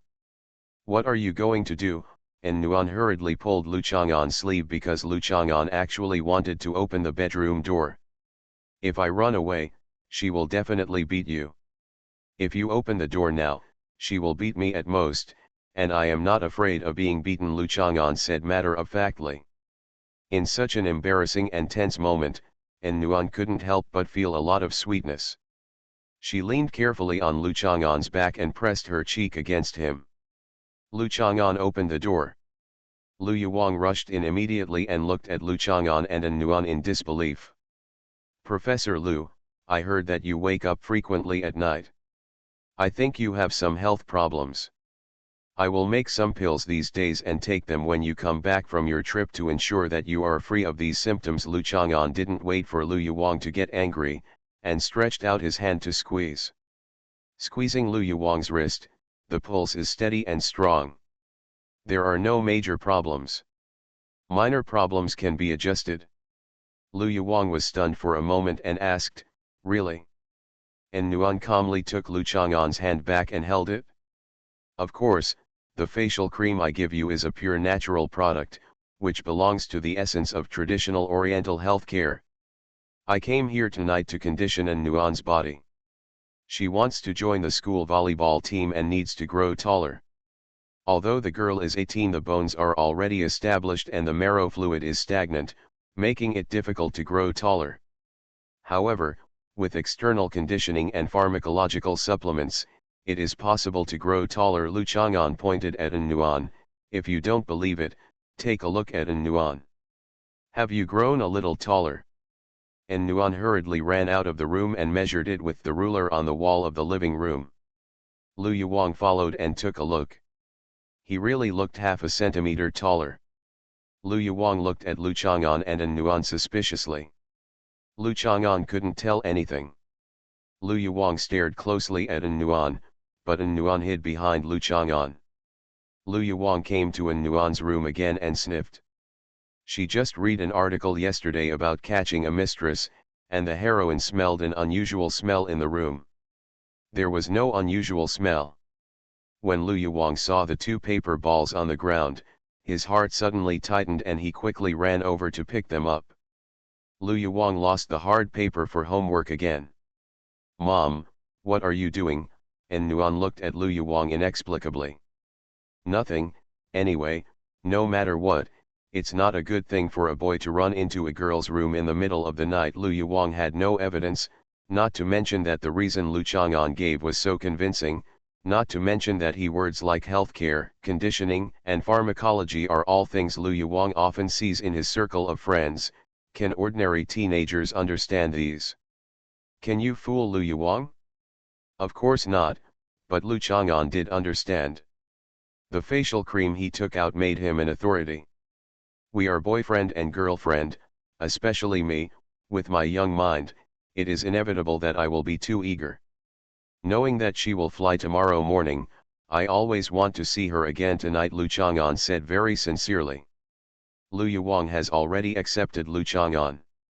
As long as he doesn't go too far, Lu Yuang can understand it. What's more, his attitude is so sincere. Lu Yuang is not the kind of unreasonable city woman. People's courage always feels that when others have a good attitude, they feel embarrassed to be reluctant. I can understand. In short, you must respect yourself and love yourself. You must know what you should and shouldn't do. Lu Yuang was embarrassed to target Lu Chang'an again. He gave An Nuan a hard look and coughed lightly. What are the meatballs you are talking about? It's a treasure on the same level as the facial cream. I made it. Professor Lu, you and An Nuan can take it. Don't let anyone else know about it," Lu Chang'an warned. Of course, Lu Yuang's eyes lit up. She had experienced firsthand how good Lu Chang'an's products were, and nodded again. "I just think it's good to be able to regulate my body, but why do you say you wake up so often at night?" "I don't have one, I was just woken up by you guys today, making a fuss, and you simply didn't take me seriously." "Yes, excuse me," Lu Chang'an sighed. Even a person like him had to compromise and coax from time to time when facing two women related to mom. Thinking about men today, I'm afraid they have to work even harder, and their wives and girlfriends can't compare to An Nuan, but if you love her, then just like a person drinking water, you know whether it's warm or cold. Recommend a basketball book, Invincible in Basketball, a new work by a sports great, with 1.1 million words, which is already very expensive. If you like An Nuan and An Nuan's mother, please give me a monthly pass. I recommend a rare sports article with the theme of running, Born to Run, which has 1.53 million words, which is very fat. I'm really immortal. Author, Chulian Kui Kan Ru Xiahua. Chapter 429. Seeing that her boyfriend explained frankly and at the same time grasped her mother's need for health care and successfully weathered the crisis, An Nuan pulled Lu Yuang's collar and said, "Mom, it's a bit cold at night. You should go back and rest. After all, the nightgown my mother wore at night was a bit sexy. Why would a single woman wear such sexy pajamas at home at night?" Lu Yuang opened An Nuan's hand and folded her hands in front of her chest. She did not expect that Lu Chang'an was in An Nuan's room, so it was impossible for him to still be wearing a coat. In fact, her pajamas were not of a sexy and interesting style. In this day and age, What does it mean to have a slightly lower collar? Lu Yuwang looked at Lu Chang'an indifferently. Her daughter's boyfriend was really amazing. Besides facial creams and body conditioning pills, what other magical treasures do you have? I also have a secret massage technique, and An Nuan also tried it just now. Lu Chang'an didn't show off, he just repeated the reason why he was in An Nuan's room just now. Don't even think about it. An Nuan opened her arms and hugged Lu Chang'an, looking at Lu Yuwang warily. Bah, why do I care? Lu Yuwang slapped An Nuan. If you want to talk, go to the living room and talk. Lu Chang'an will go back to bed early. An Nuan, you will go to bed early too. You won't be able to get up in the morning. Lu Yuwang walked into his room and closed the door. An Nuan raised her head and looked at Lu Chang'an. Did you just deliberately say that you have a good massage skills to attract my mother's attention? You're such a jealous little person. Lu Chang'an kissed her forehead. Go to bed early, I'm going back. An Nuan pouted. If Professor Lu hadn't rushed out halfway, she could still play with Lu Chang'an for a while, chat, or let him hold her and lie down for a while. Lu Chang'an walked to the door. An Nuan took out the shoes from the bedroom and placed them outside the door. Lu Chang'an put on his shoes and was ready to leave. An Nuan stood at the door and stamped her feet. Lu Chang'an turned back to look at her, and when he saw her acting coquettishly and annoyed, he came back. Have you touched me today, so you feel you don't have to take me to heart? An Nuan lowered her voice, a little embarrassed, but still tried to express her anger when questioning him. How can that be possible? I don't even feel anything, Lu Chang'an confessed. What did you say? Is he blind? You have to study hard and work hard to grow up. Look at your mother. You did look at my mother, Hummer. I'm not blind. You are blind, look, look. An Nuan stamped her feet, jumped, and beat Lu Chang'an. Okay, go to bed early. You should also sleep well so that the conditioning I give you will not go to waste. Lu Chang'an urged her to go back. You were leaving just now and you didn't hug me before you left. Did you take advantage of me and not like me that much? Lu Chang'an smiled and hugged An Nuan into his arms. When this girl was passionately in love, her coquettish behavior was endless. After a while, their lips and tongue parted. An Nuan let go of Lu Chang'an with a blushing face and watched him walk down the stairs before closing the door. Her cheeks were pink, her heart was warm, and she felt that light and airy feeling all over her body. I really want to spend endless time with Lu Chang'an every day. Walking to the living room, An Nuan discovered that Lu Yuwang was standing a little to the side with a glass of water in his hand. Seeing that An Nuan had noticed him, he picked up the water glass and took a sip, and said expressionlessly, I'm so thirsty, get up and drink some water. How can An Nuan believe it? He followed angrily, Mom. You are hiding here and eavesdropping on my conversation with Lu Chang'an. Lu Yuwang stopped pretending. In fact, she didn't hear much. Lu Chang'an's voice was relatively low, and she could hear An Nuan's coquettish words clearly. I don't know if you will leave him in the room overnight. I have to watch him. Don't worry until you leave. Am I so shameless? An Nuan said angrily. She has always been a reserved girl and never forgets that shyness is the most moving beauty of a girl. The level of coquettishness you just acted like, task, the vixen is not as good as you. Does the vixen want to lose face? I didn't. An Nuan stomped behind Lu Yuwang. Next time Lu Chang'an comes over, don't wear such a revealing skirt. Are you taking care of me? After all, you are young and beautiful, so you should avoid suspicion. This was quite pertinent. Lu Yuwang nodded, but he came here in the middle of the night, who knows? Next time you have a date, please inform me in advance. That won't work. I see you're annoyed, go back to your room and go to sleep. An Nuan originally wanted to sleep with her mother, but she wanted to take the opportunity to practice Jinwei alchemy. Since Lu Chang'an said that he had just conditioned her body, which was beneficial to the massage effect, then would the effect of massaging himself be the same? Particularly effective? And Nuan went back to the room happily.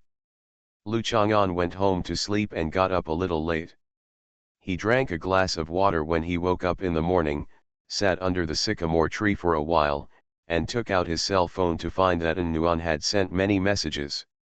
Don't misunderstand me again.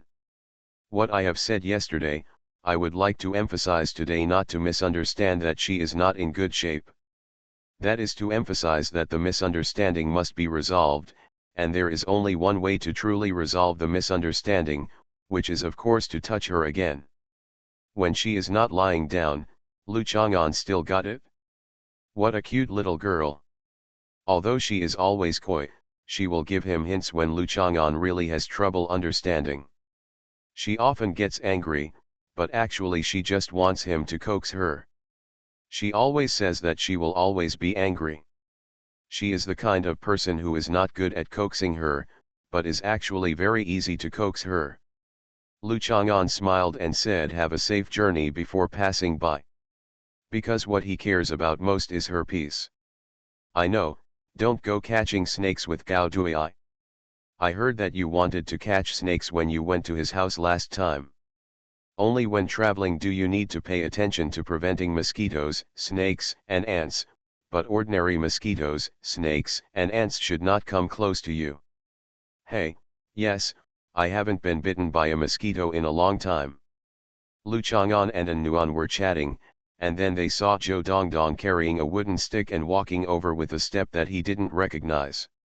The pace that Liukin didn't recognize was to spread his legs, open his arms into fists, and walk forward with his head held high and his chest high and arrogant.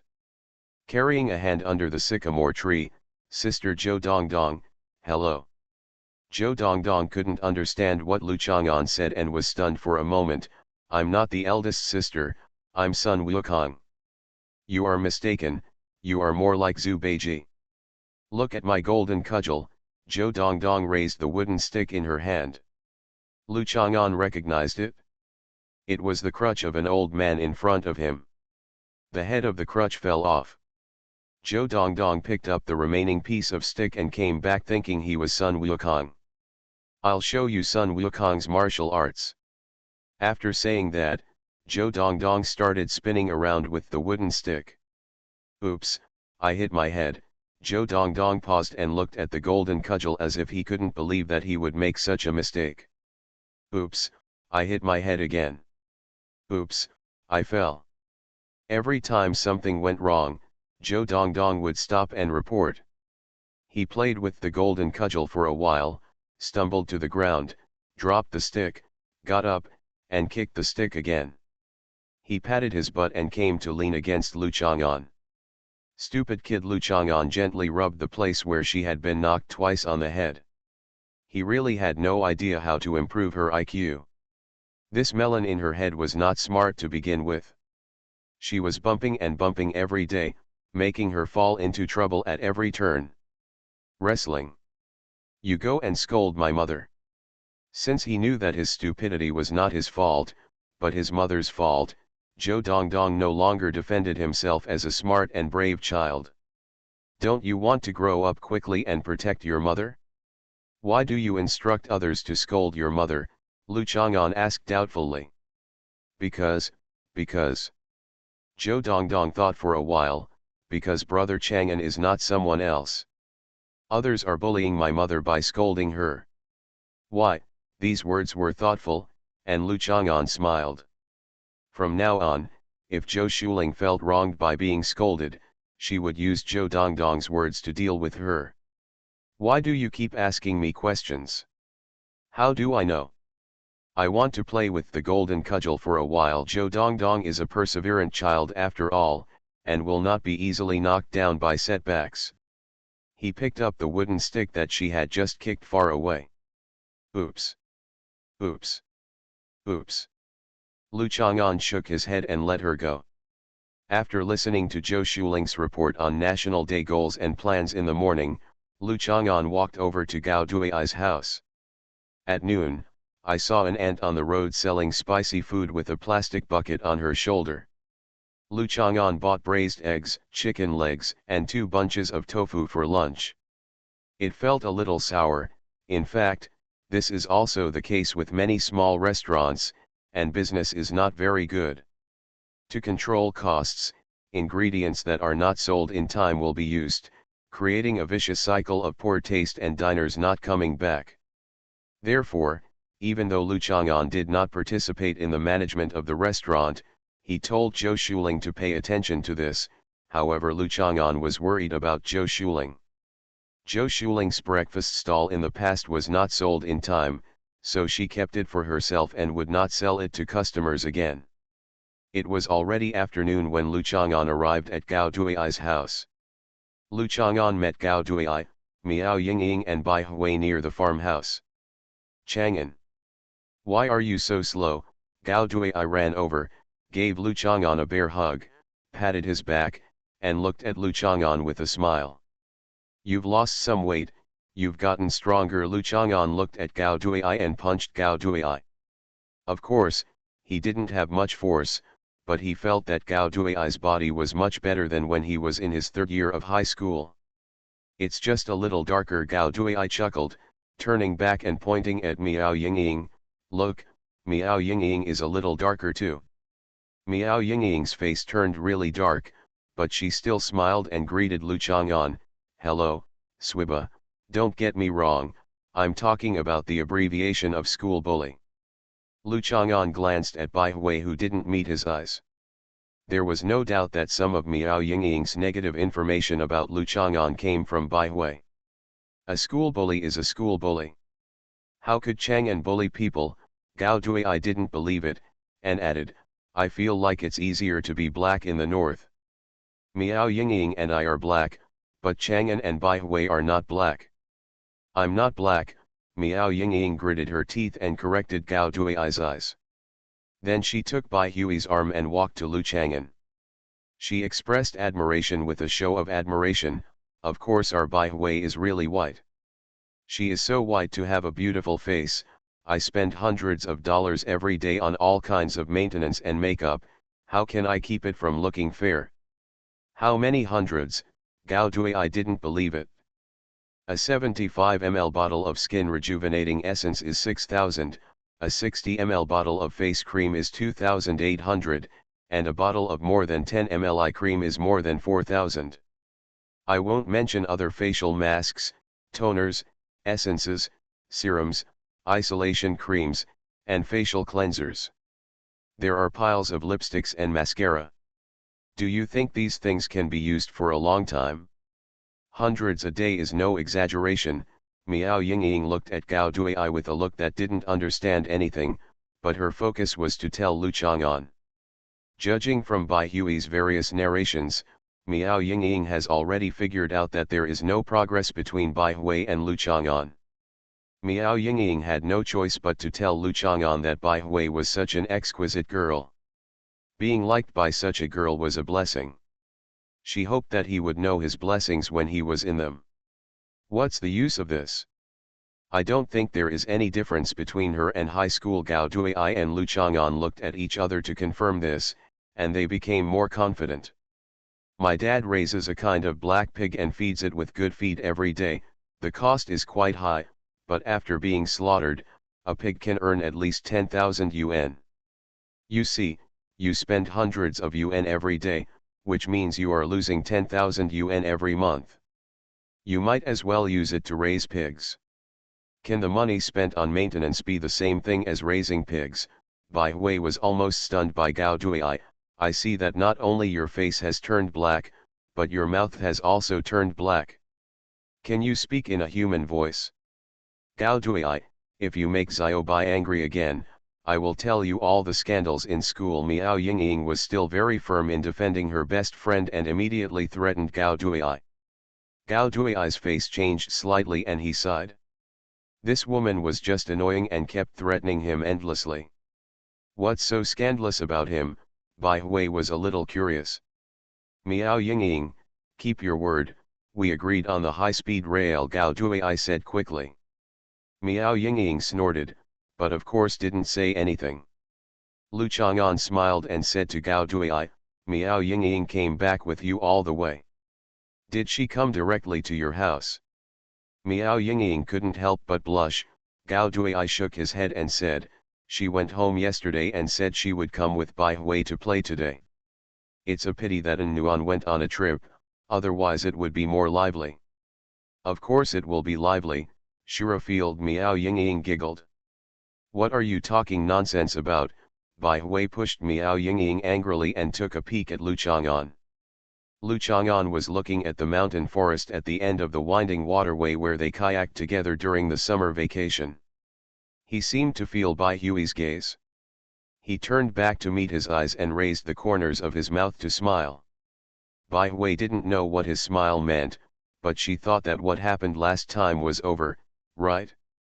He wouldn't have to settle accounts with her today. Lu Chang'an, maybe, should, maybe not so narrow-minded. I really don't have much confidence in him in this regard. Let's go sit and chat in the yard. Gao Dui pointed to the yard of the farmhouse. We hadn't seen each other for a long time, and we had a lot to share about our experiences at school. When I came over, I saw grass was planted on a lot of land over there, and there were cattle grazing on a few mountains. Was it contracted by your family? Lu Chang'an said, pointing to the mountains and fields on the other side. There used to be several villages over there, but now no one is farming at all. There are only some old people in the village. It feels like the village has disappeared in name only. My dad has set up a new animal husbandry company. The town is taking the lead and working with a man named Bao Jun. A company came to invest and built a large cattle farm there. The fields and mountains were planted with ryegrass and ryegrass. Gao Dui said with some regret, I remember when I was a kid, there were patches of terraced fields there, and there were terraced fields in other places. It can even be made into a scenery. My cousin and I used to go to the ancestral hall over there during the Chinese New Year to watch various lions and dragon lanterns and so on when we were young. It was really lively, and it's only been about 10 years. Lu Chang'an had seen many vicissitudes of life, and the demise of a city or a country was just a snap of his fingers. He nodded. He heard the word Bao Jun. This is the Zhuhantang family. As expected, the business is extensive and can be found everywhere. Sense of presence. Bao Jun belongs to the Zhuhantang family, right? Bai Hui asked Lu Chang'an casually. Yes, Lu Chang'an nodded, not expecting that Bai Hui also knew. Seeing Lu Chang'an's calm and natural tone, Bai Hui breathed a sigh of relief. It seemed that Lu Chang'an no longer cared about him about using Zhu Huntang's photo to pretend to be his girlfriend that day. Who is Zhu Huntang? Gao Dui asked. A fairy. Miao Yingying heard about Zhu Huntang from Bai Hui, so she nodded. She was indeed a fairy-like figure. Gao Dui looked up at the sky and didn't care much. He was not interested in meeting any new fairies. The four people had just sat down in the yard, and when they heard the sound of a tractor, Gao Yuanshan drove over with the tractor and called Lu Chang'an and Gao Dui to come over and get something. Gao Yuanshan brought a jar of rice wine, a large basket of clean fruits, bags of dried meat and some freshly squeezed juice. It felt like he was entertaining not 3 guests but 30 guests. You are here. My uncle was not at home in the morning. He just came back and heard you playing here, so he gave you food. Have fun, and you must stay tonight. Gao Yuanshan was still very warm and generous. Finally, he looked at Miao Yingying with a smile. Yingying becomes beautiful again. Thank you, Uncle Gao, we are here to disturb you again. Miao Yingying was shy and glanced at Gao Dui. Gao Dui wanted to remind Miao Yingying that these were just polite words. She should recognize the reality, but Lu Chang'an pressed her shoulder, picked up a fruit and stuffed it in her mouth, so she said nothing. Bai Hui is still very beautiful. These children are getting better and better as they grow older. Gao Yuanshan praised Bai Hui again. He was setting an example for Gao Dui. Girls need praise. Thank you, Uncle Gao, go ahead and go ahead. You don't have to greet us, we're welcome. Bai Hui said quickly when he saw that there were still a lot of supplies on Gao Yuanshan's tractor. Okay, Chang'an, you can eat and have fun too. Gao Yuanshan said a few more words to Lu Chang'an before driving off on the tractor. Your dad seems to like Miao Yingying very much as a best friend.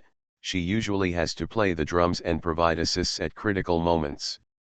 Of course, Bai Hui will not let go of such an opportunity and at least give Gao Duai some psychological hints. Miao Yingying, a girl my child, he is very cute. That's right, Miao Yingying looks a bit like my dad's first love. Gao Duai nodded knowingly. Lu Chang'an couldn't help laughing, took a piece of fruit and started to chew it. Miao Yingying gave Lu Chang'an a fierce look, and then glared at Gao Duai. What nonsense are you talking about?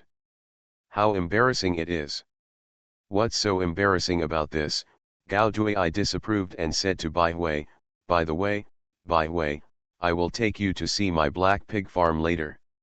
You can pay attention to the mix of feeds by looking at it. Yes, my dad was going just now. Bai Hui took an orange without peeling it and stuffed it into Gao Duai's mouth. Miao Yingying hurriedly came over to help. Gao Duai was sitting on a chair leaning back and fell to the ground. Miao Yingying and Bai Hui succeeded. He stuffed the whole orange into his mouth and choked it. Woo, woo, woo. Gao Duai had an orange in his mouth. Of course it was impossible to swallow it, and he couldn't buckle it out. He hurriedly asked Lu Chang'an for help. Just like many people try to put a light bulb into their mouths. It is not difficult to put it in, but it has to be pulled out. Those who are willing can try it. Let you talk nonsense. Miao Yingying and Bai Hui laughed until their stomachs hurt, and they wanted to stop Lu Chang'an from helping Gao Duai. Of course Lu Chang'an would not let them bully Gao Duai. He picked up 2 smaller oranges and pressed them into the mouths of the 2 girls who were laughing. Gao Duai was stunned for a moment and suddenly became very happy. He couldn't laugh even though he had oranges stuffed in his mouth. He happily pointed at Miao Yingying and Bai Hui and slapped their thighs repeatedly. Miao Yingying and Bai Hui no longer had the intention to laugh at Gao Duai. How embarrassing is it for girls to look like this? He hurriedly came over, whimpering, and pulled Lu Chang'an to help him take it out. Come one by one. Lu Chang'an first took out his mobile phone and prepared to take pictures. Miao Yingying and Bai Hui quickly put their hands in front of their mouths. How could they leave such a black photo in Lu Chang'an's hands? If you don't take pictures for me, I won't help you get them, Lu Chang'an threatened. Miao Yingying and Bai Hui looked at each other and found that the other's eyes were filled with the desire to compromise. They no longer had the momentum to confront Lu Chang'an with the same hatred, and they humiliatedly allowed Lu Chang'an to take pictures of them with his mobile phone. Lu Chang'an took the oranges out of their mouths for the 3 of them in turn. In the room upstairs in the yard next to the farmhouse, a beautiful girl also held an orange in her hand and was looking coldly at the people playing downstairs. Standing behind her the person is surprisingly Li Hongfang, a descendant of Li Daoren. Please vote for the big chapter. You are listening to Novels at Bless Up channel. Wish you happiness and luck. Please subscribe to receive new novels. How do you feel about this novel? Please like and leave a comment. I'm really immortal. Author, Chulian Kuikan Ru Xiahua. Chapter 431. Their mouths were full of oranges, and they had no place to touch them with their fingers. Even if they dug into the orange peel, they couldn't dig it out. Miao Yingying and Bai Hui were not smart and couldn't think of any other way. They had no choice but to ask Lu Chang'an for help and let him take a black photo. Still looking at him helplessly, it really doesn't feel good to have your mouth full, especially when you can't even spit it out. Just as Lu Chang'an was about to help Gao Duai dig oranges, Gao Duai pointed at Miao Yingying and Bai Hui and motioned Lu Chang'an to help the girls first. Lu Chang'an looked at Miao Yingying and Bai Hui, picked up the knife, and pinched Bai Hui's cheek with his fingers. After all, Bai Hui looked more pleasing to the eye than the black-faced Miao Yingying. Bai Hui looked at the sharp knife, a little nervous and scared, but there was nothing he could do. He whimpered and couldn't make any sound. He just felt that Lu Chang'an was too strong, and his eyes were so full that he almost shed tears. He raised his hands and tightened his grip. He grabbed Lu Chang'an's arm tightly. Lu Chang'an got rid of her grasp, pinched the back of her cheek and stuck the orange, inserted the knife into the orange and turned it, digging out a small hole. Lu Chang'an inserted his finger into the hole, and the wet orange grains wrapped his finger one by one. Smooth and juicy, exuding a sweet aroma, digging into it with fingers, squeezing out more juice, and sliding down the corners of Bianist's red mouth. "This orange is wasted," Lu Chang'an said regretfully. The orange juice released juice and became soft. Lu Chang'an's fingers dug out the orange from the white fennel. Bai Hui coughed several times, patted her cheeks to restore the natural feeling of mouth closing, drank some water to rinse her mouth, and watched angrily as Lu Chang'an continued to help Miao Yingying and Gao Duai dig out oranges. Bai Hui still felt a little ashamed. After all, she always felt that it was Lu Chang'an who put his fingers into her mouth and dug into her mouth, just like some erotic clips. She was embarrassed but couldn't say anything, and looked at Miao Ying. Ying and Gao Duai didn't seem to have this idea, so they had to press their chests to adjust their emotions. No one shared her hatred for this shameful thought.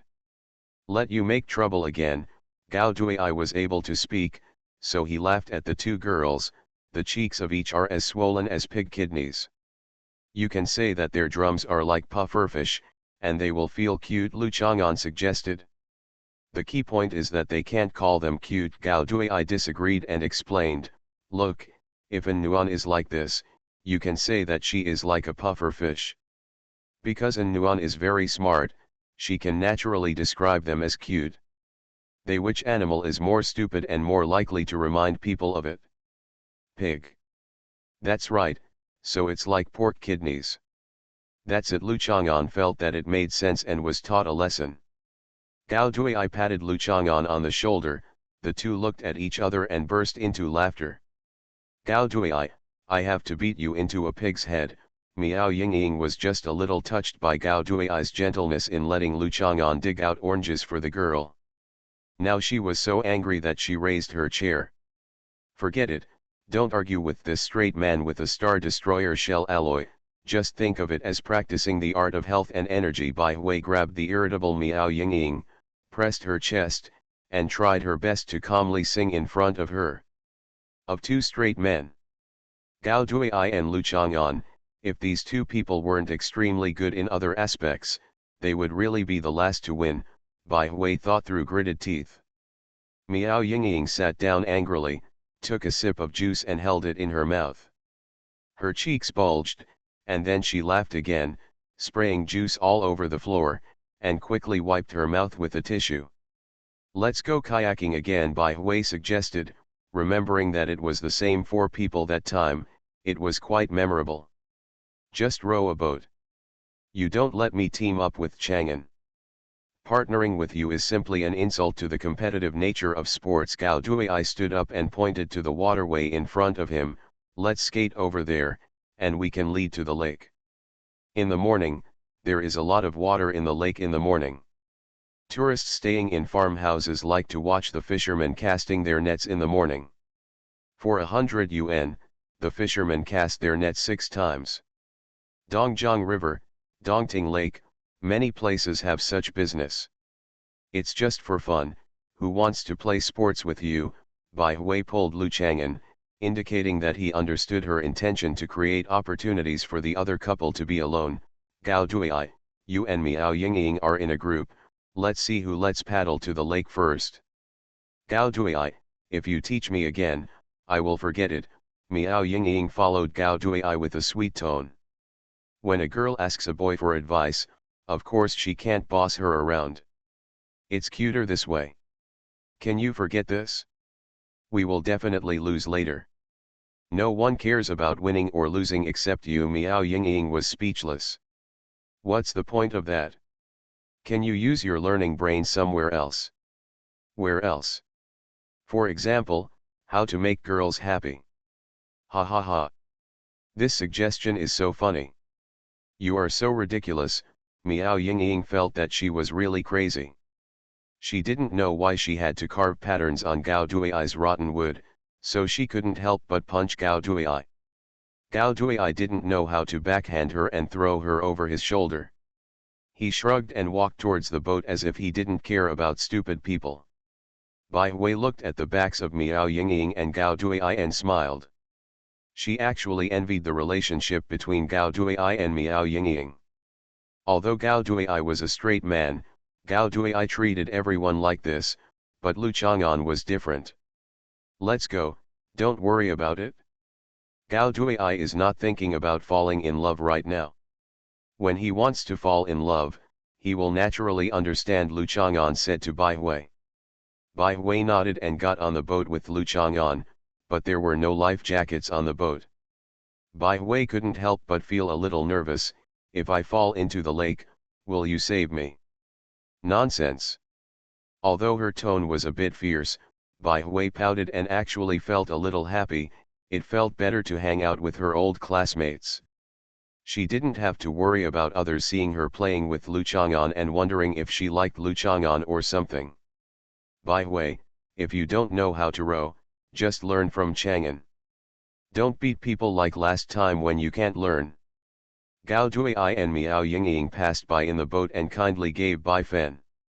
You talk nonsense, so I'll beat you first. Miao Yingying sat behind and didn't paddle, but hit Gao Dui on the shoulder with the handle of the wooden oar. Gao Dui muttered that if he teamed up with Lu Chang'an, he would definitely be able to participate in the provincial double team competition, and he carried Miao Yingying to the lake by himself. I still think Gao Dui and Miao Yingying are quite charming. Bai Hui laughed. Lu Chang'an doesn't comment. What he likes is suitable. What others think of it means nothing. Gao Dui and Miao Yingying rowed into the lake first. Miao Yingying directed Gao Dui to row the boat away from Lu Chang'an and the others, while Lu Chang'an rowed the boat straight to the center of the lake. The lake was green, with undulating hills in the distance. The lake was surrounded by bamboos and grass, and it was quiet and distant. Lu Chang'an raised his wooden oar, listened to the gurgling sound of the water, and watched Bai Hui actually stand up on the boat. What happened last time was because the little girl was wrong. Please forgive me, Mr. Lu. Now I will sing and dance to Mr. Lu to apologize. Bai Hui's cheeks were slightly red, and she imitated the appearance of the little lady on TV. Don't fall into the water. Lu Chang'an looked at her posture of spreading her legs and standing on tiptoe, and said a little embarrassingly.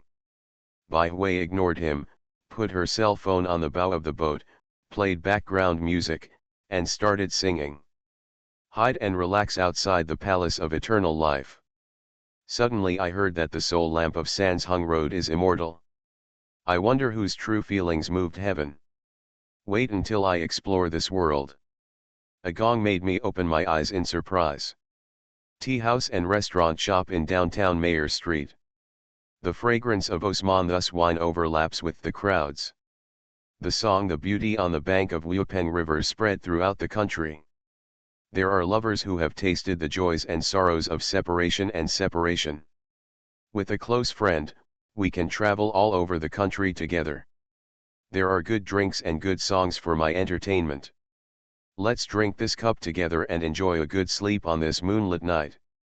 Because on the boat, Bai Hui's range of movements is relatively small, and it is even less possible to jump around non-stop.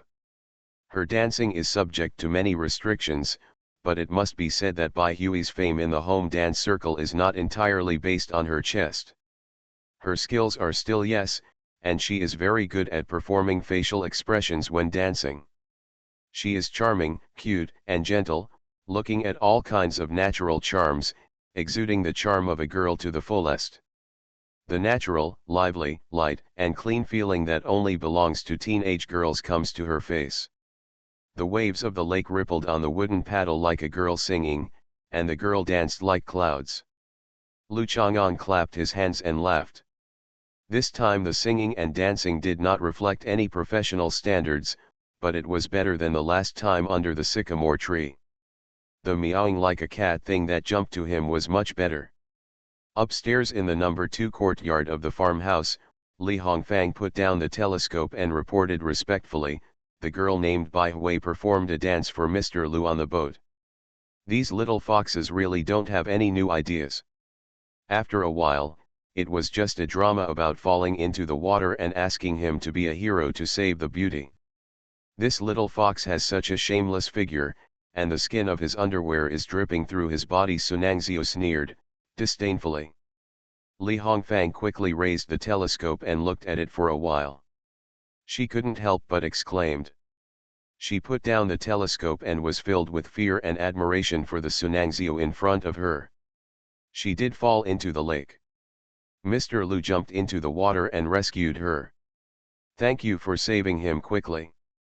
If it had been slower, wouldn't she have taken advantage of the situation and pretended to be drowning and suffocating and asked him to do artificial respiration? Sunangzio held a pear in her hand, and the plump and juicy pear suddenly appeared under her nails. Crushed into pieces, she looked calm and signaled Li Hongfang to continue staring. Mr. Lu saved her very quickly, but she, just suffocated. Shameless. Thank you everyone for your monthly votes. Today is just a slightly larger chapter, and the rankings remain unchanged. The deadline is 8 o'clock tomorrow night. If we can get 9,300 votes, we will update a 7,000-word chapter with a minimum guarantee. If there are more, the maximum update will be 10,000 words. It's the last day of January 2019. Recommend a book, A Real Man in a Feminist World, which must be very innovative and very flavorful in today's climate.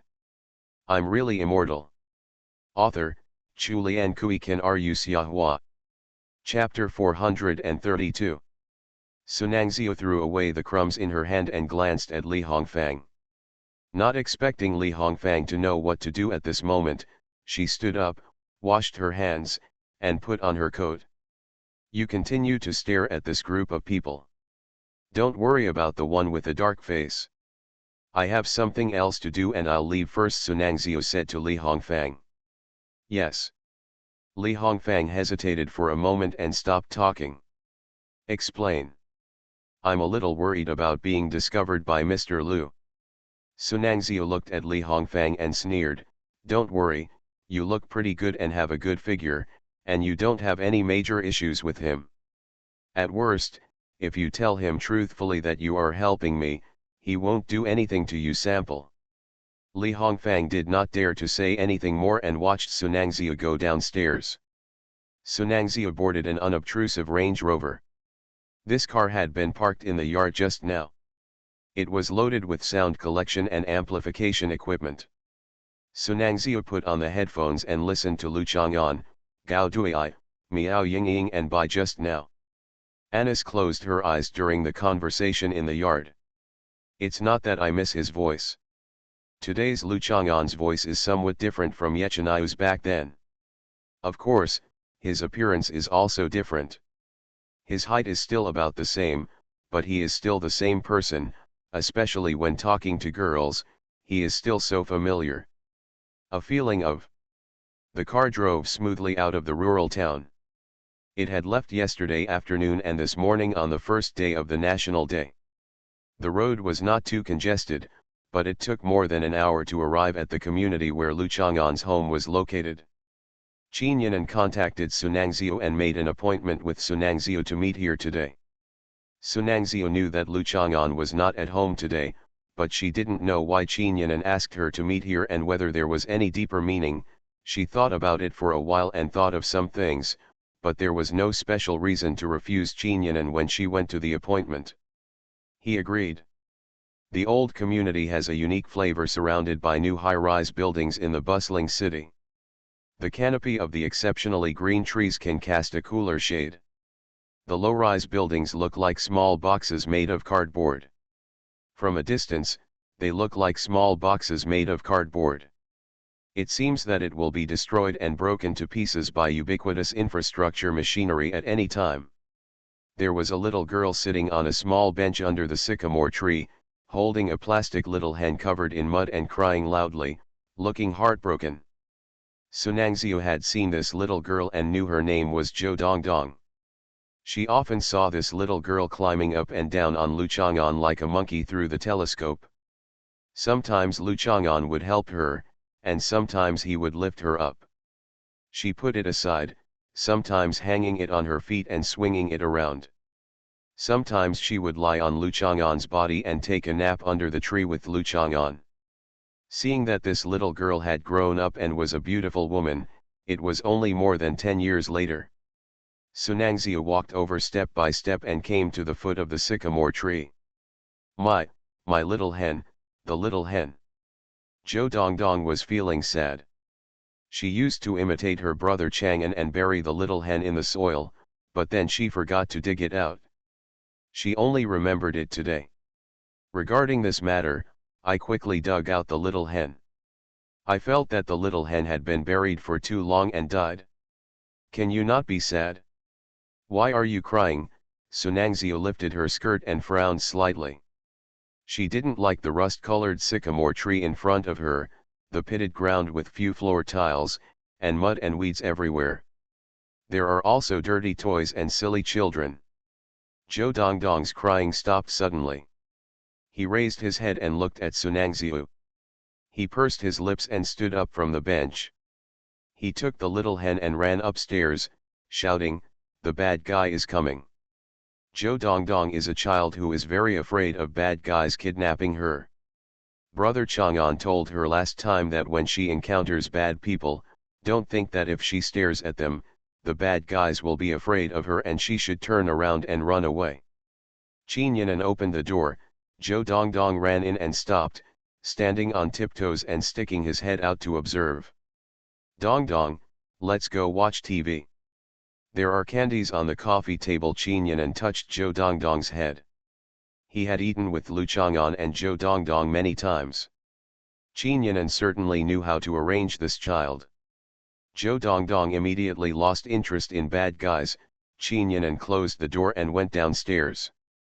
Sunangzio was feeling a little depressed under the sycamore tree. This child exuded an aura of stupidity, completely different from Yesijin, who had eyes that moved her eyes and her heart was exquisite. She was thinking too much. Qin Yinan held up the front hem of her dress and walked down the stairs step by step, arriving in front of Sunangzio. The public information of Sunangzio in front of her was that she was 14 years old. She was not tall, with a head full of straight and smooth hair beside her slender waist. It should be a gentle and fresh feeling, but there is too much indifference on that delicate little face, and the raised eyebrows make the eyes particularly arrogant. She stood there like a cluster of washed thorns, fresh and tender, but still a piercing thorn, not suitable for getting close to for fun. Seeing Qin Yinan looking at herself, Sunangzio's brows still furrowed, then relaxed, and the corners of her mouth were slightly raised, teasingly and contemptuously. "Why don't you sit upstairs?" The corners of Qin Yinan's mouth were also slightly raised, but she was much gentler, generous, upright, and elegant, without a trace of vindictiveness and indifference. "What kind of posture are you putting on?" Sunangzio looked dismissively. When she walked out of his home, did she think she was acting like a lady? These little foxes are no less capable of scheming. Since Qin Yinan made an appointment with her to meet, she must have known a lot of things. Sunangzio didn't bother to have any more courtesy and tactful intimacy. Forget it. Qin Yinan knew that Sunangzio wouldn't go upstairs, so she asked casually. Lu Chang'an told her to meet Sunangzio near the sycamore tree. There must be an arrangement or deep meaning. Even if Qin Yinan didn't know clearly, she wouldn't think it was okay.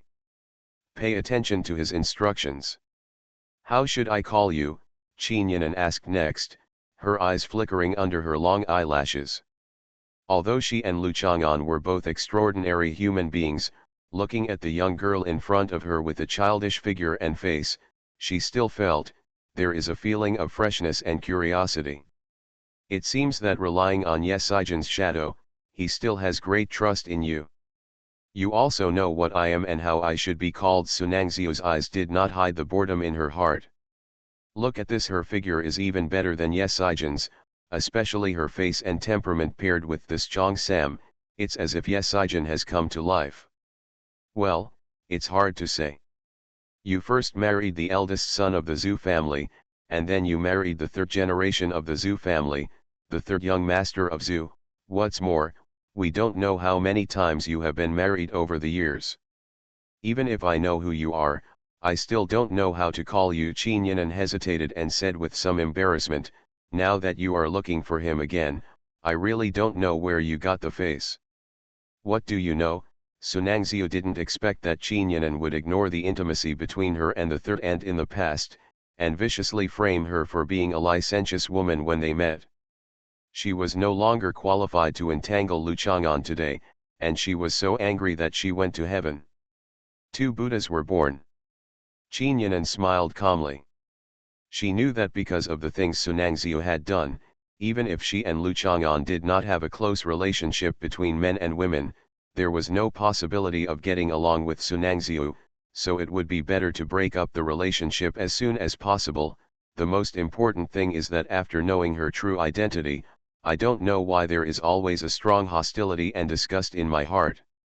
I always feel that no matter what, I can't let this woman steal Lu Chang'an.